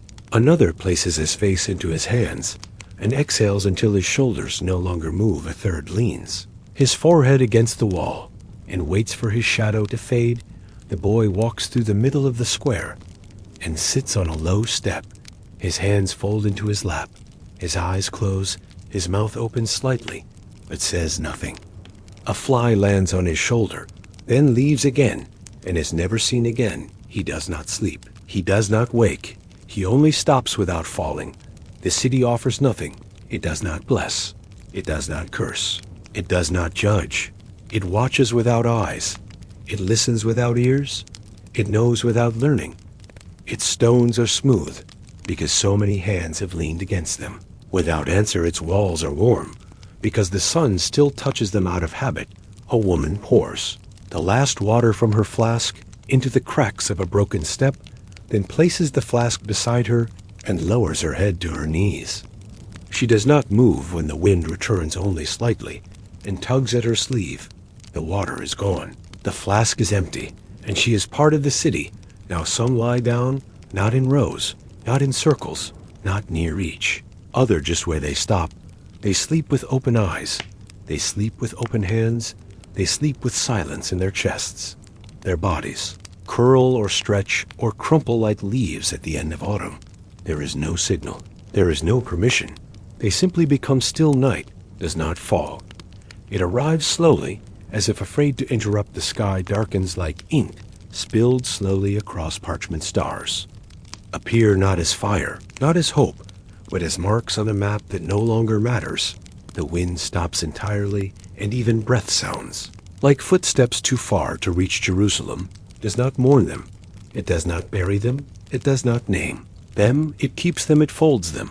It adds them to its silence. One man scratches a name into the dirt with his last strength, but the dust blows it away. Another places a coin beside a stone and watches it until his eyes no longer see. The boy leans his head back and opens his eyes again. For the last time he sees the moon, pale and soft and farther away than any army has ever marched. His lips form a shape that could be a word, could be a name, could be nothing. Then he exhales and nothing follows, and the city is unchanged. And this is how the march ends, not with victory, not with glory, not with rage, but with stillness and stone and breath that fades before it finishes. The men who walked do not walk. The men who prayed do not speak. The men who dreamed do not remember. And the city receives them as it has received thousands before, with the dignity of silence. The sword in the fountain rusts further. The pillar cracks slightly under the night air. The crow flies away without a sound and is not seen again. A child's toy turns once in the dust, then stops and is buried by morning, and in the distance a door opens and closes without. 'Cause this is not peace. This is not death. This is not grace. This is Jerusalem, and in its walls the road continues, even when the feet no longer move. The stories remain not in books, not in songs, but in the shape of how the air moves through stone, and the dust remembers each step as the body forgets itself.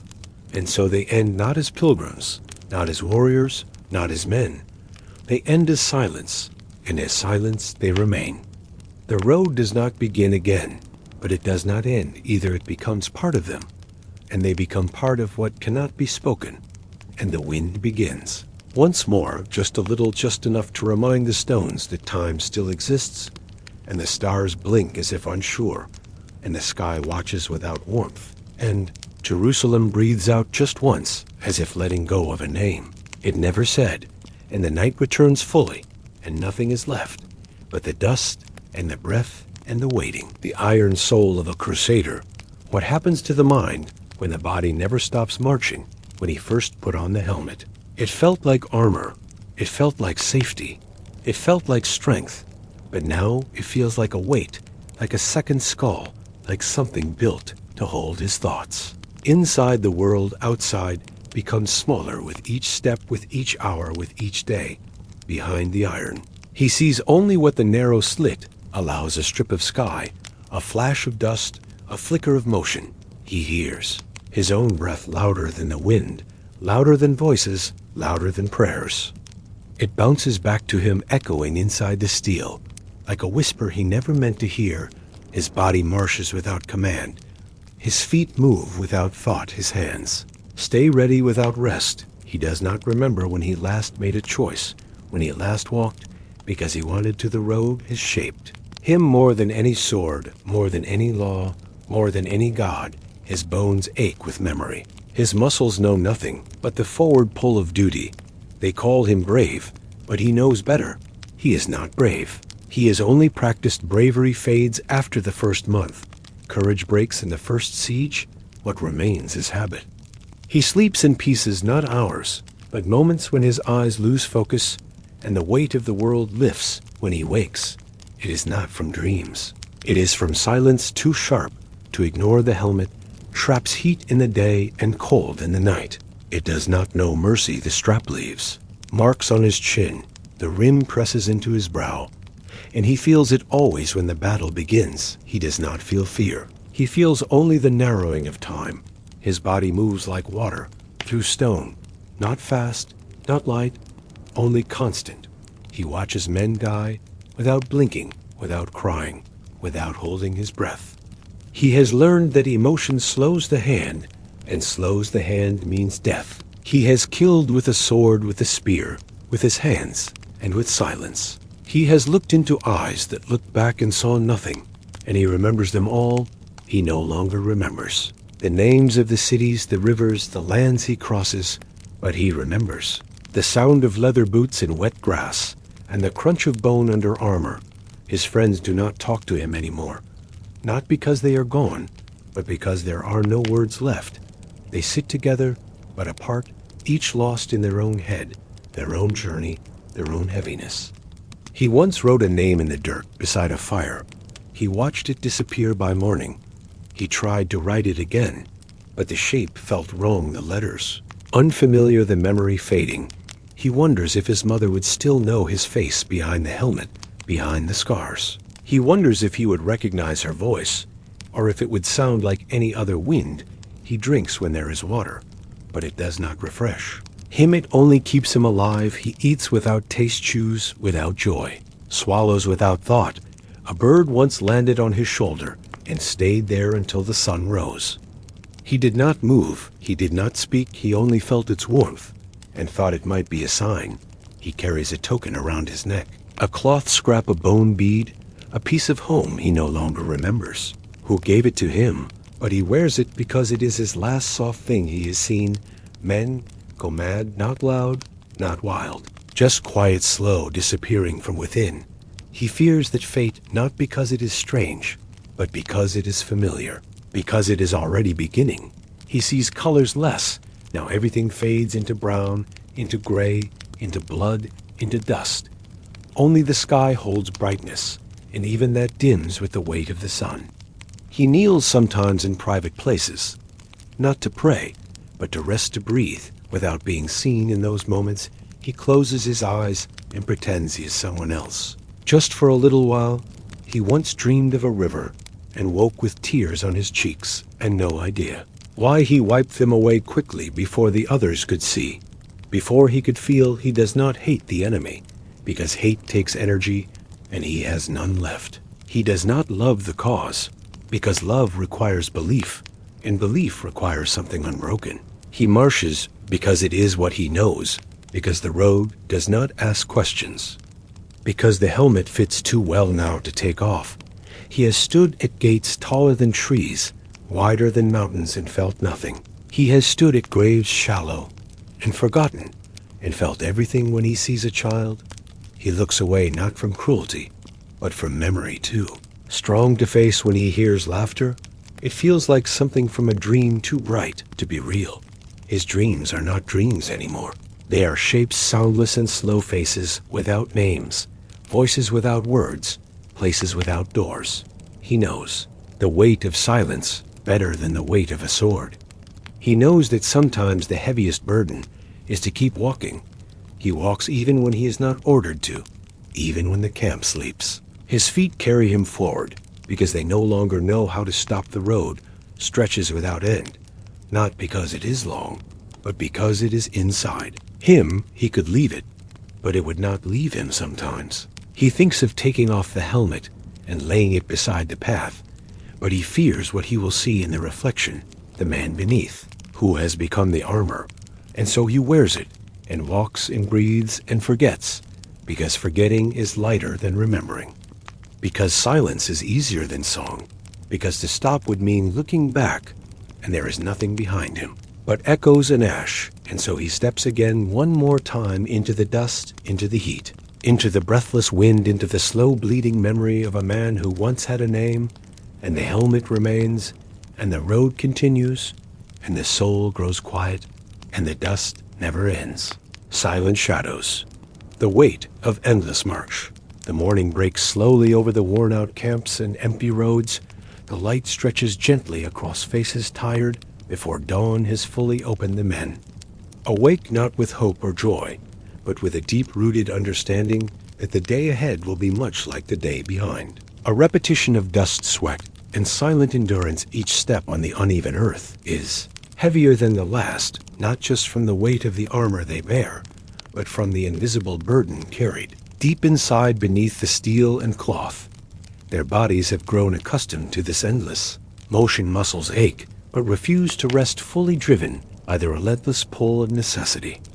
And fear of what comes with stopping the mind wanders, sometimes slipping back to memories of homes long left behind, the scent of bread baking in a warm kitchen, the laughter of children playing beneath the sun, the soft voice of a mother calling from a distant window.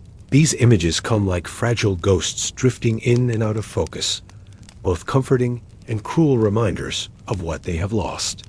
The sound of armor clinking softly in the quiet morning is a rhythm to which their lives have become chained, a metronome marking the passage of time.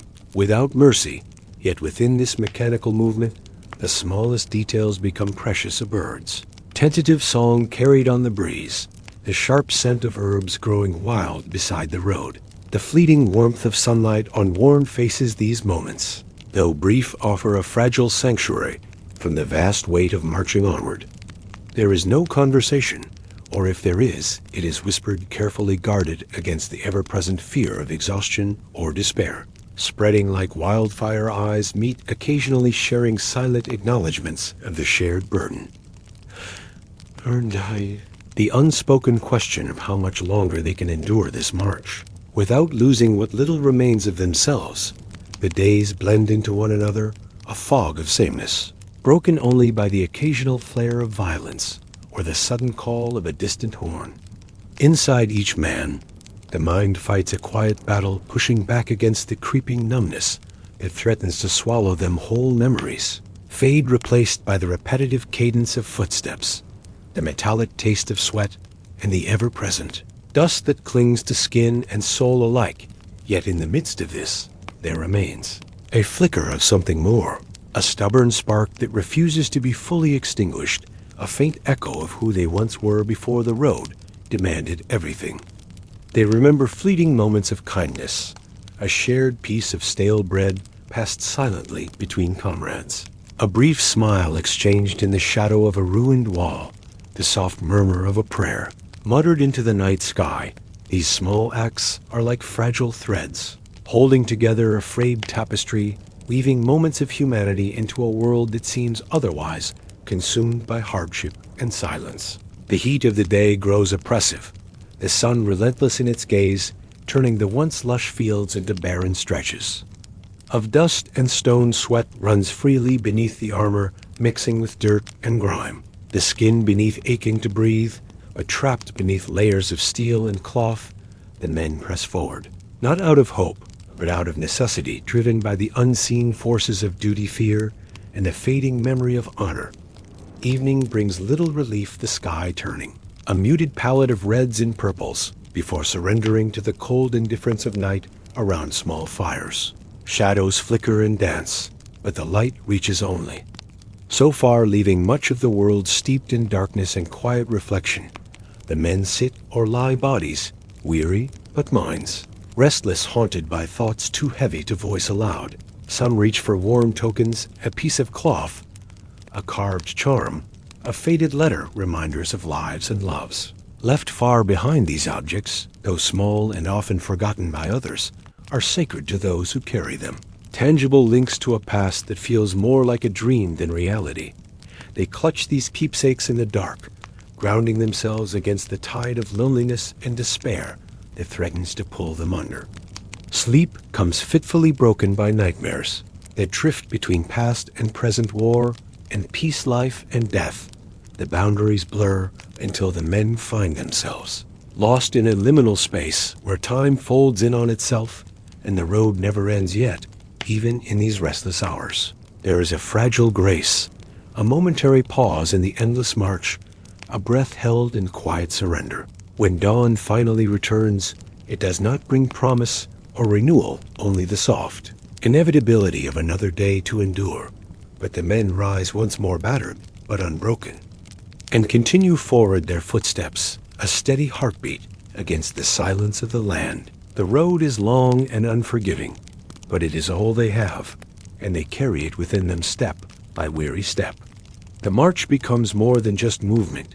It becomes a test of the soul. In the endless dust and sun, the mind begins to play tricks, conjuring voices in the silence and shapes in the shadows.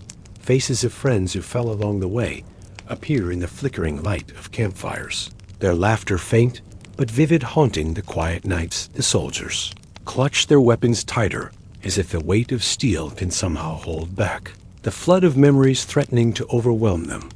Yet in the coldest moments, the smallest kindness offers a fragile lifeline.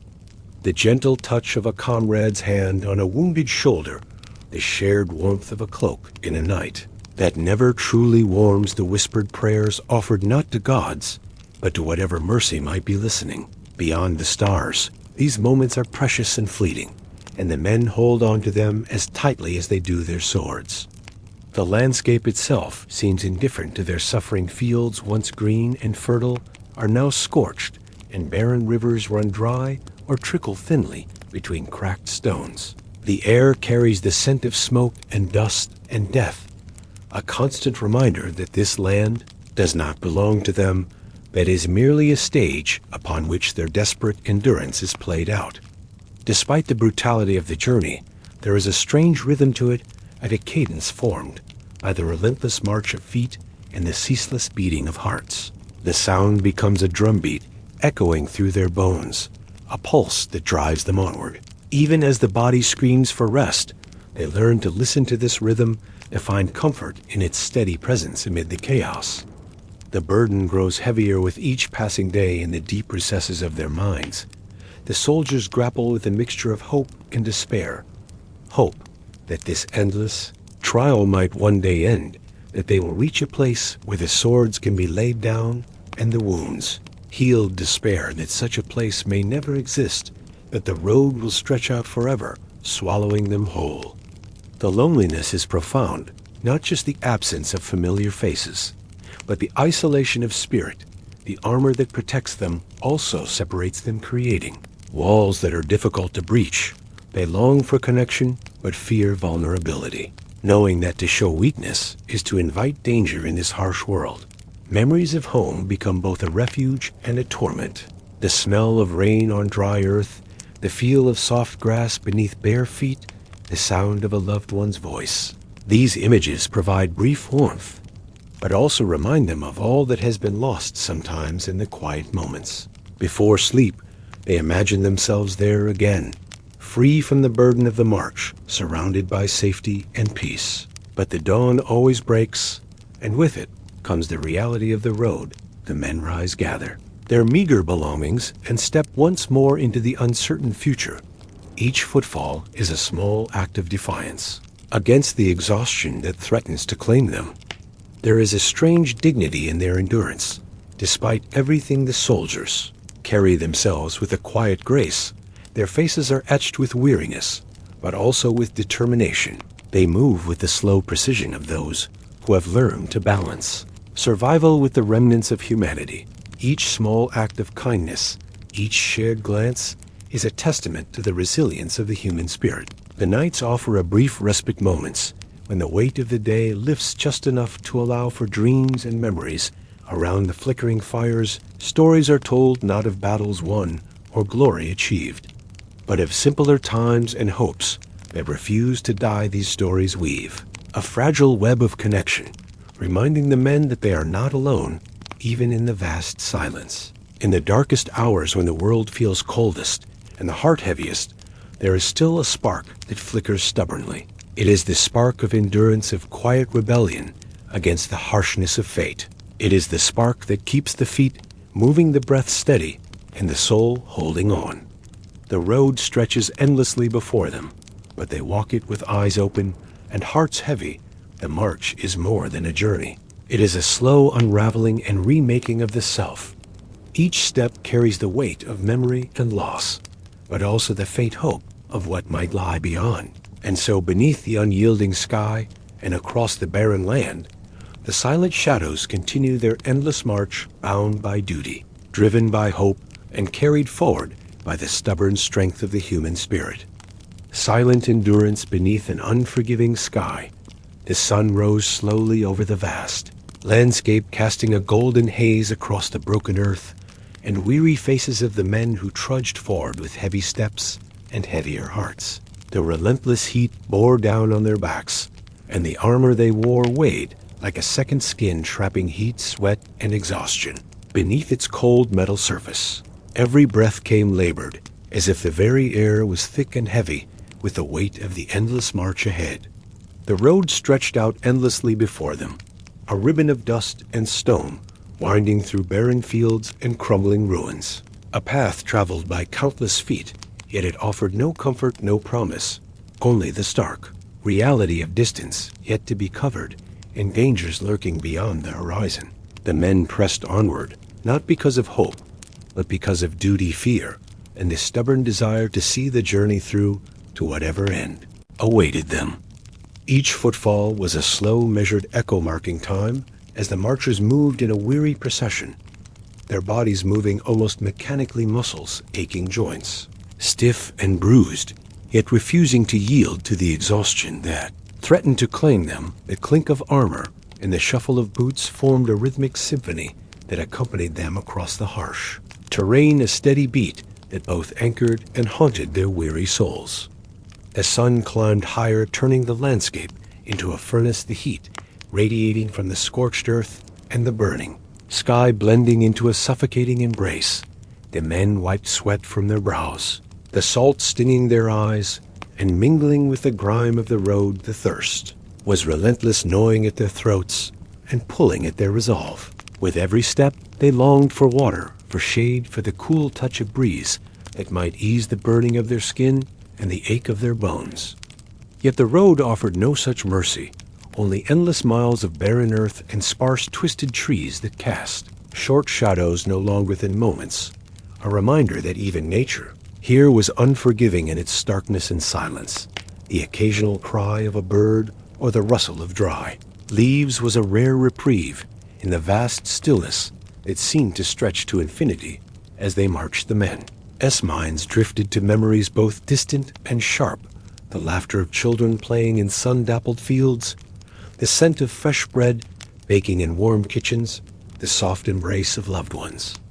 Now far away, these recollections flickered like fragile flames in the darkness, moments of light that sustained them even as the weight of their journey threatened to snuff them out.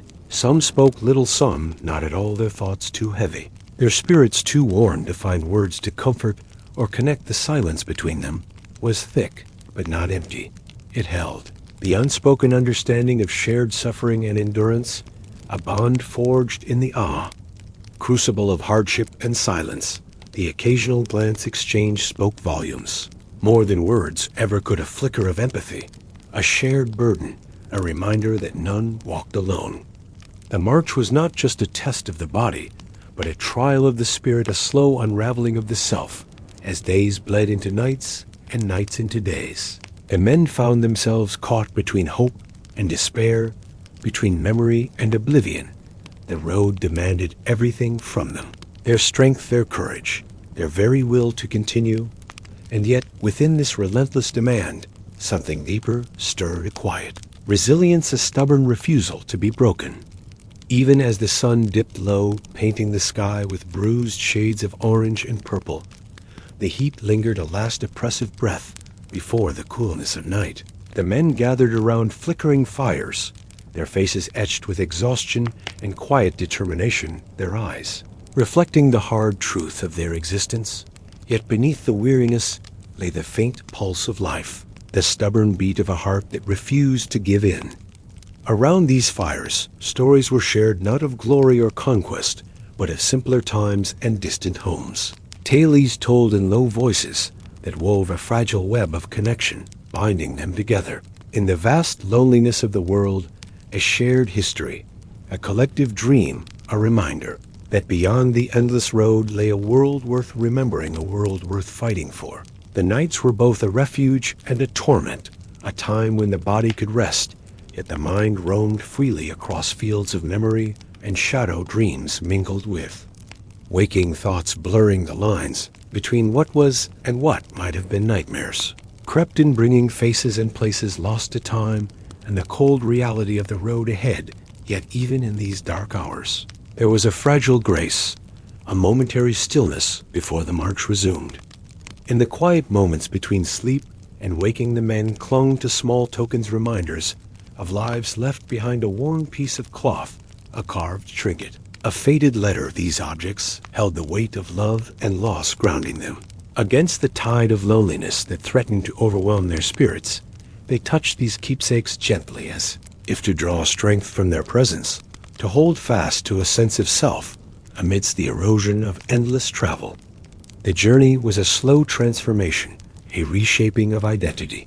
As the men shed layers of innocence and fear, taking on the hardened mantle of survival, yet within this transformation there remained a thread of humanity, a flicker of hope that carried them forward step by weary step through the dust and heat and silence. As dawn approached once more, the men prepared to rise to face another day. The road stretched out before them, a merciless expanse that promised no, and only the continuing test of endurance. The march was a slow song of survival, a rhythm of breath and heartbeat, a testament to the fragile, yet unyielding spirit of those who walked beneath the unforgiving sky. And so they walked on through the dust and sun, carried forward, not by hope alone, but by the deep-seated strength that comes from bearing burdens. Beyond measure, the silent shadows of their presence, marking the earth with the faint imprint of human will, and the quiet determination to endure whatever the road demanded. Whispers of resolve beneath the weary sky. The dawn's first light stretched slowly across the horizon, soft and tentative like a whispered promise, casting a pale glow over the worn faces and tired bodies of the men who stirred from restless slumber beneath the thin shelter of their meager tents and the fragile comfort of flickering campfires. The world seemed to hold its breath in the quiet moments before waking, as if reluctant to disturb the fragile peace woven in the shadows of the fading night.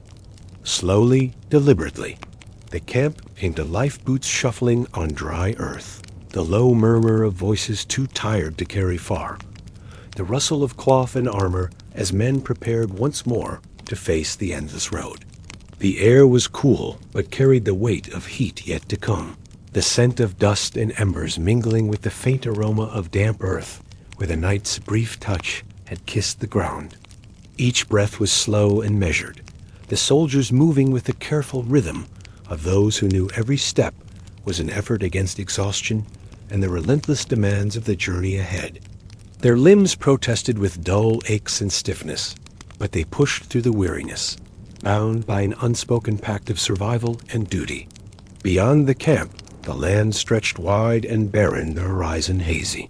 With the heat of the rising sun, the fields scorched and cracked, dotted with gnarled trees that stood as silent sentinels over the trail of dust and sweat. The road awaited, an endless ribbon of uncertainty, winding through a landscape scarred by time and battle, its surface hardened and uneven beneath the steady beat of marching feet. It was a road that seemed to stretch beyond the limits of hope or despair, a path forged by countless souls before, and one that would claim many more.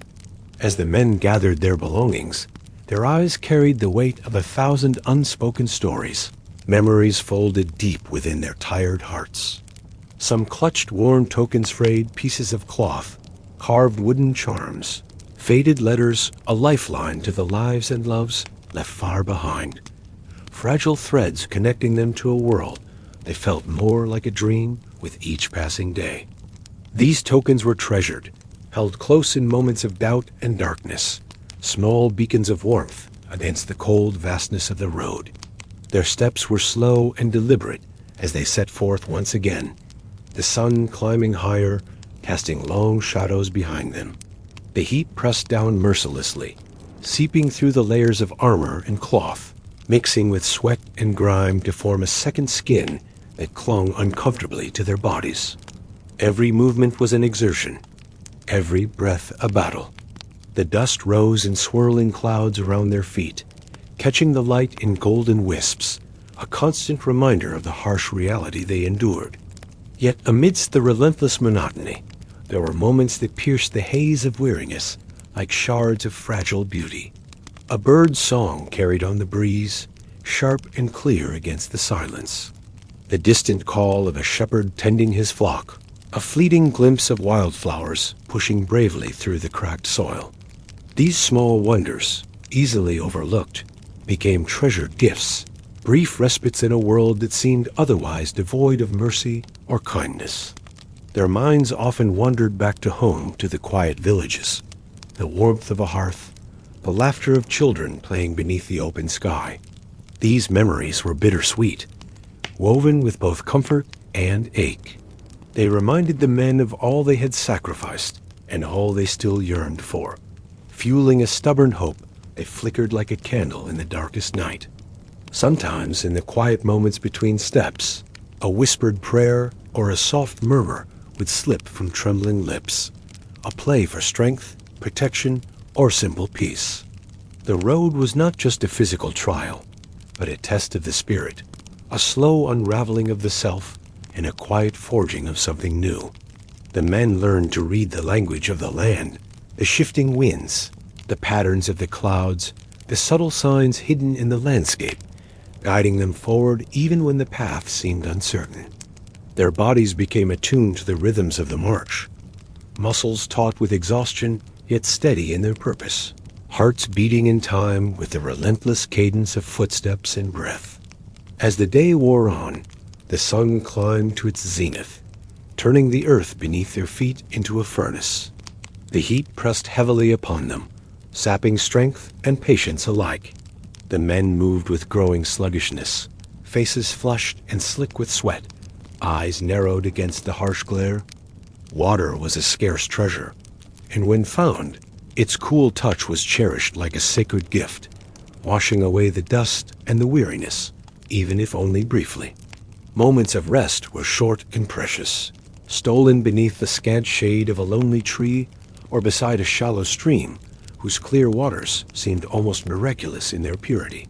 Despite the physical toll and mental strain, the bonds between the men deepened, woven through shared hardship and quiet compassion.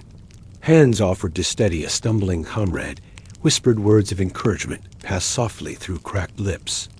The simple act of sharing a piece of bread or a drink from a flask became a profound expression of humanity amidst the desolation. These small acts of kindness were threads of connection, holding together a fragile tapestry of hope and endurance. The landscape itself seemed indifferent, vast and unchanging, bearing witness to their passage, but offering no solace. Ancient ruins dotted the horizon, silent reminders of civilizations long vanished, their stones worn smooth by wind and time.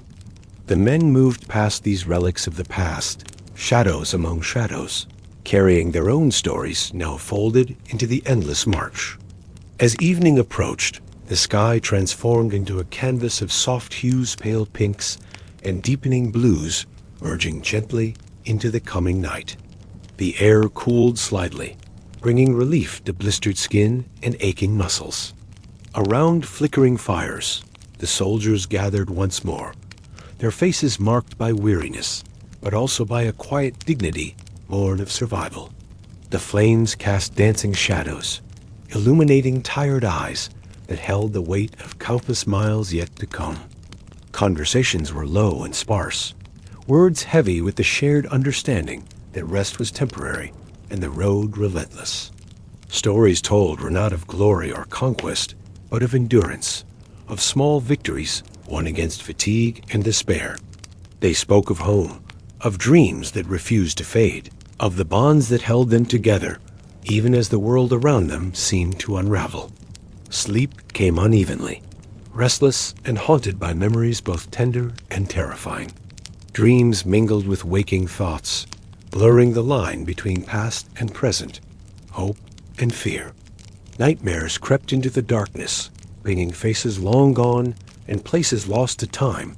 Yet even in these moments of vulnerability, there was a thread of peace, a quiet acceptance that this journey, however brutal, was part of a greater story. When dawn finally returned, pale and gentle, the men rose once again to face the day. Their bodies were battered, but their spirits carried a faint glow of resilience. They gathered their gear, adjusted their armor, and stepped forward into the uncertain light. The path ahead was long and unforgiving, but they walked it with eyes open and hearts heavy yet unbroken. Each step was a promise to themselves, to those they had lost, and to the fragile hope that one day the march would end, that peace would come, and that beneath the weary sky they would find rest. And so the silent shadows continued their slow, steady passage across the land, bound by duty, driven by hope, and sustained by the quiet strength of the human spirit, a testament to endurance, courage, and the unyielding will to survive. Shadows of duty and the weight of the journey, the sun hung low in the sky, its golden light, stretching long shadows across the barren land as the men pressed onward through the relentless heat and endless dust. Their bodies moved with a heavy weariness, limbs aching beneath, the weight of armor and weapons muscles, crying out with each step taken on the cracked, unforgiving earth. Yet despite the pain and exhaustion, they walked with steady determination, driven by a force greater than themselves, the unspoken call of duty and the silent hope for a distant end to their suffering. Around them the landscape seemed frozen in time, a vast expanse of scorched fields and shattered remnants of civilizations long past. The cracked stones and fallen walls bore witness to countless generations who had once stood where they now tread, reminding the men that their march was but a single thread woven into the endless tapestry of history. The wind carried whispers of the past, soft sighs of lives lived and lost, mingling with the dry rustle of grass and the faint murmurs of unseen creatures hiding beneath the sparse foliage. The men's breaths came in slow, deliberate rhythms, each inhale and exhale, a quiet battle against the fatigue that threatened to consume them. Their faces, worn and dust-covered, revealed traces of memories, some filled with warmth and love, others shadowed by loss and regret. They clung to these memories like fragile lifelines, small islands of comfort amid the vast sea of hardship that surrounded them. The scent of distant forests, the sound of laughter from a faraway home, the taste of fresh bread long since gone, all these echoes of another life nourished their spirits even as their bodies faltered. Water was a precious gift, and each encounter with a well or stream was greeted with silent gratitude. Coolness of the liquid brought a fleeting relief, washing away layers of grime and sweat, soothing parched throats and tired muscles. These moments, though brief, were sacred, a reminder that even in the harshest conditions, life persisted and hope could be found in the smallest of blessings. The march tested more than their physical endurance, it wore at their souls.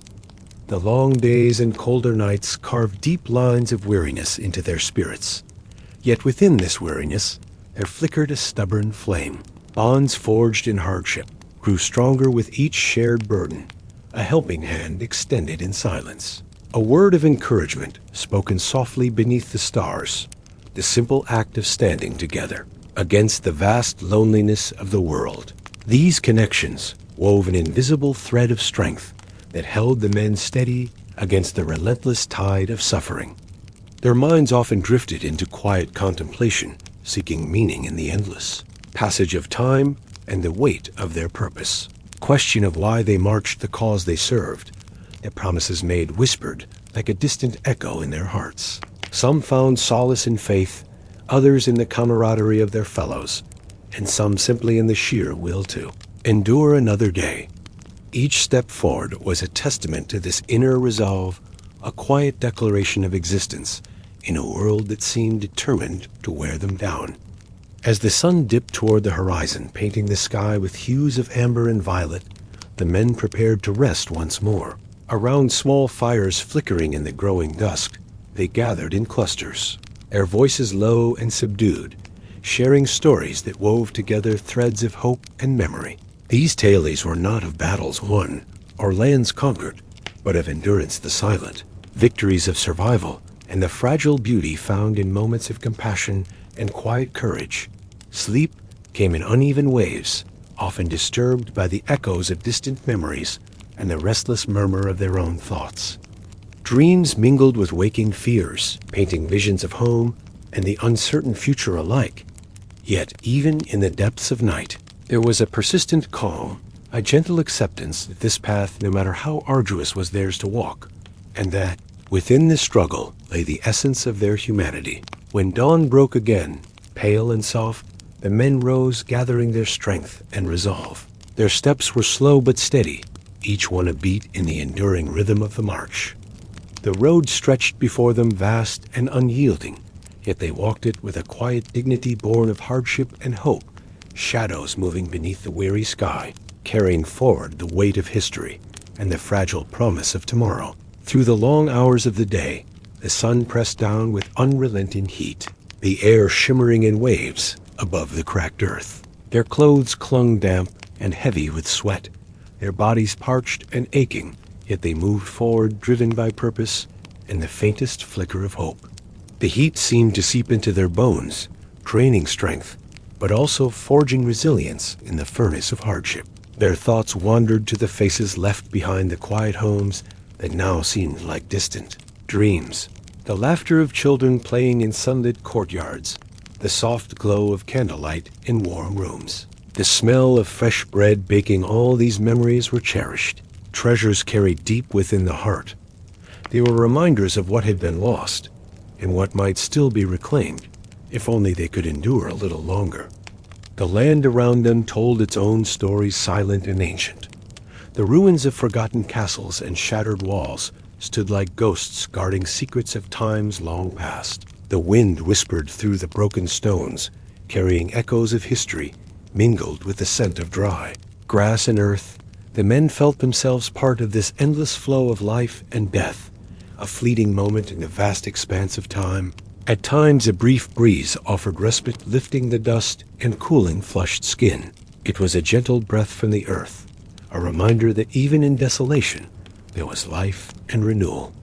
These moments were grasped eagerly, a touchstone amid the monotony and struggle. The men paused to catch their breath, to drink deeply from hidden springs, or to rest beneath the scant shade of twisted trees.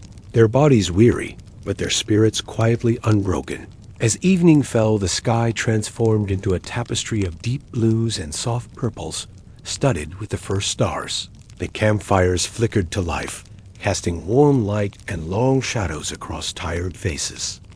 The men gathered closed their voices, low sharing stories of endurance, small acts of kindness, and the unspoken bonds that held them together in the vast loneliness of the world. The night was a fragile refuge, a time for rest, yet also a canvas for dreams and memories. Dreams mingled with fears, painting images of home and uncertainty. Sometimes nightmares crept in, bringing faces, long gone in places lost, but even in darkness, there was a thread of peace, a quiet acceptance of the journey's toll, and the unyielding spirit that carried them onward.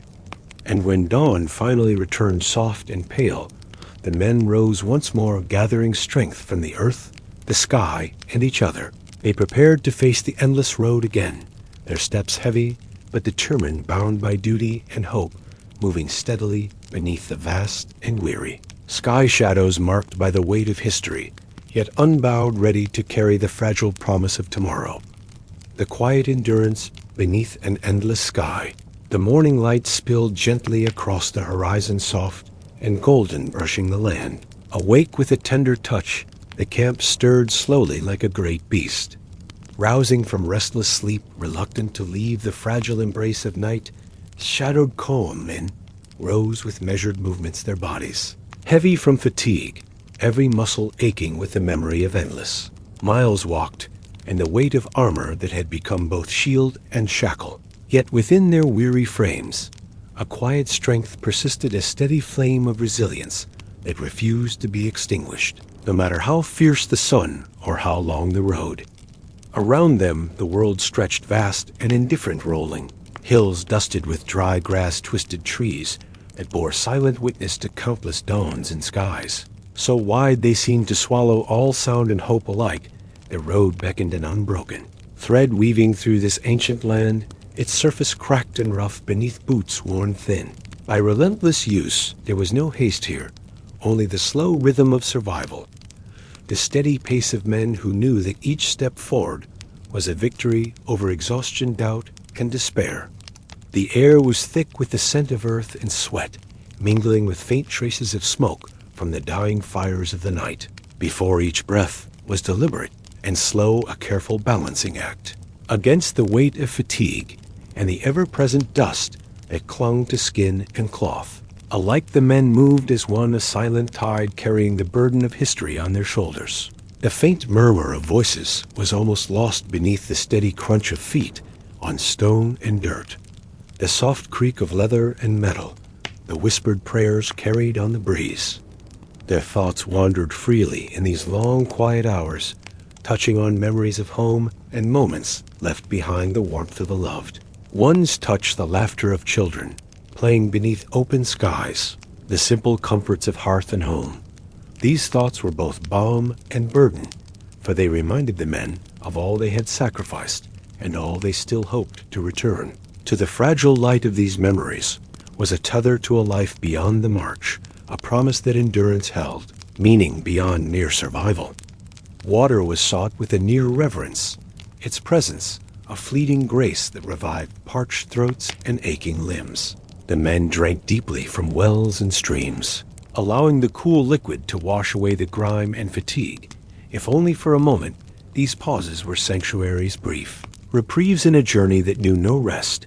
They spoke in quiet tones, offering small comforts and shared strength, a word of encouragement, a helping hand, a look that said, "You are not alone in this."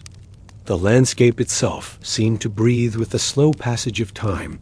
Ancient stones and ruins lay scattered like the bones of forgotten giants. Their crumbling walls whispered stories of glory and loss, resilience and ruin, tales that the wind carried softly across the empty fields.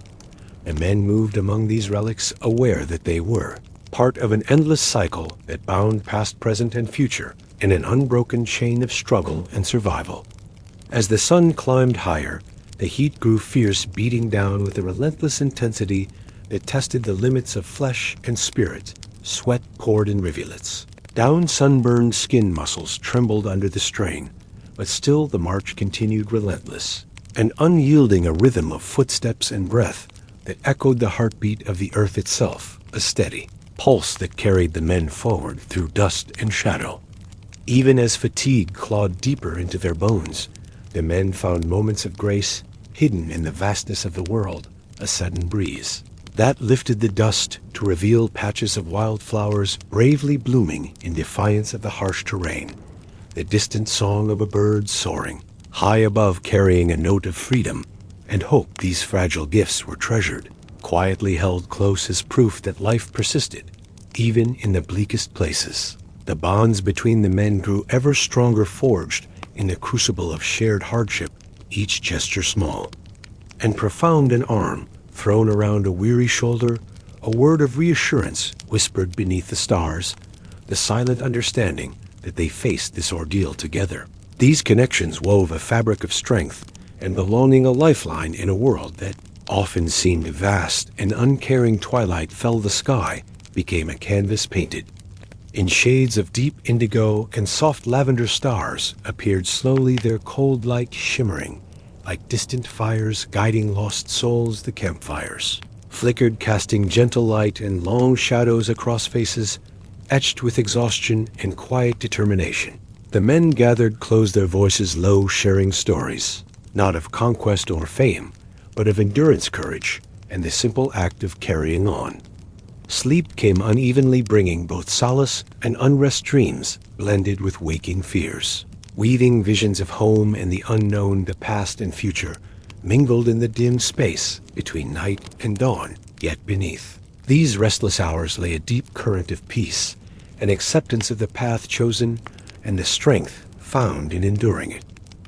When the new day dawned, pale and tender, the men rose, once more ready to face the unending road. Their bodies were battered, their spirits tested, but they walked with a quiet dignity born of hardship and hope.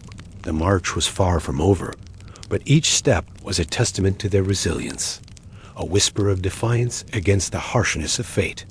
Their journey carried them through shifting light and shadows, across lands marked by time and loss, through valleys where echoes of ancient voices lingered, through open fields where winds stirred long grass, like the sigh of a sleeping world. They passed abandoned villages, their roofs caved and their wells dry, places that once rang with laughter and song, now claimed by silence and dust, and still they walked, their hearts heavier with each reminder of impermanence.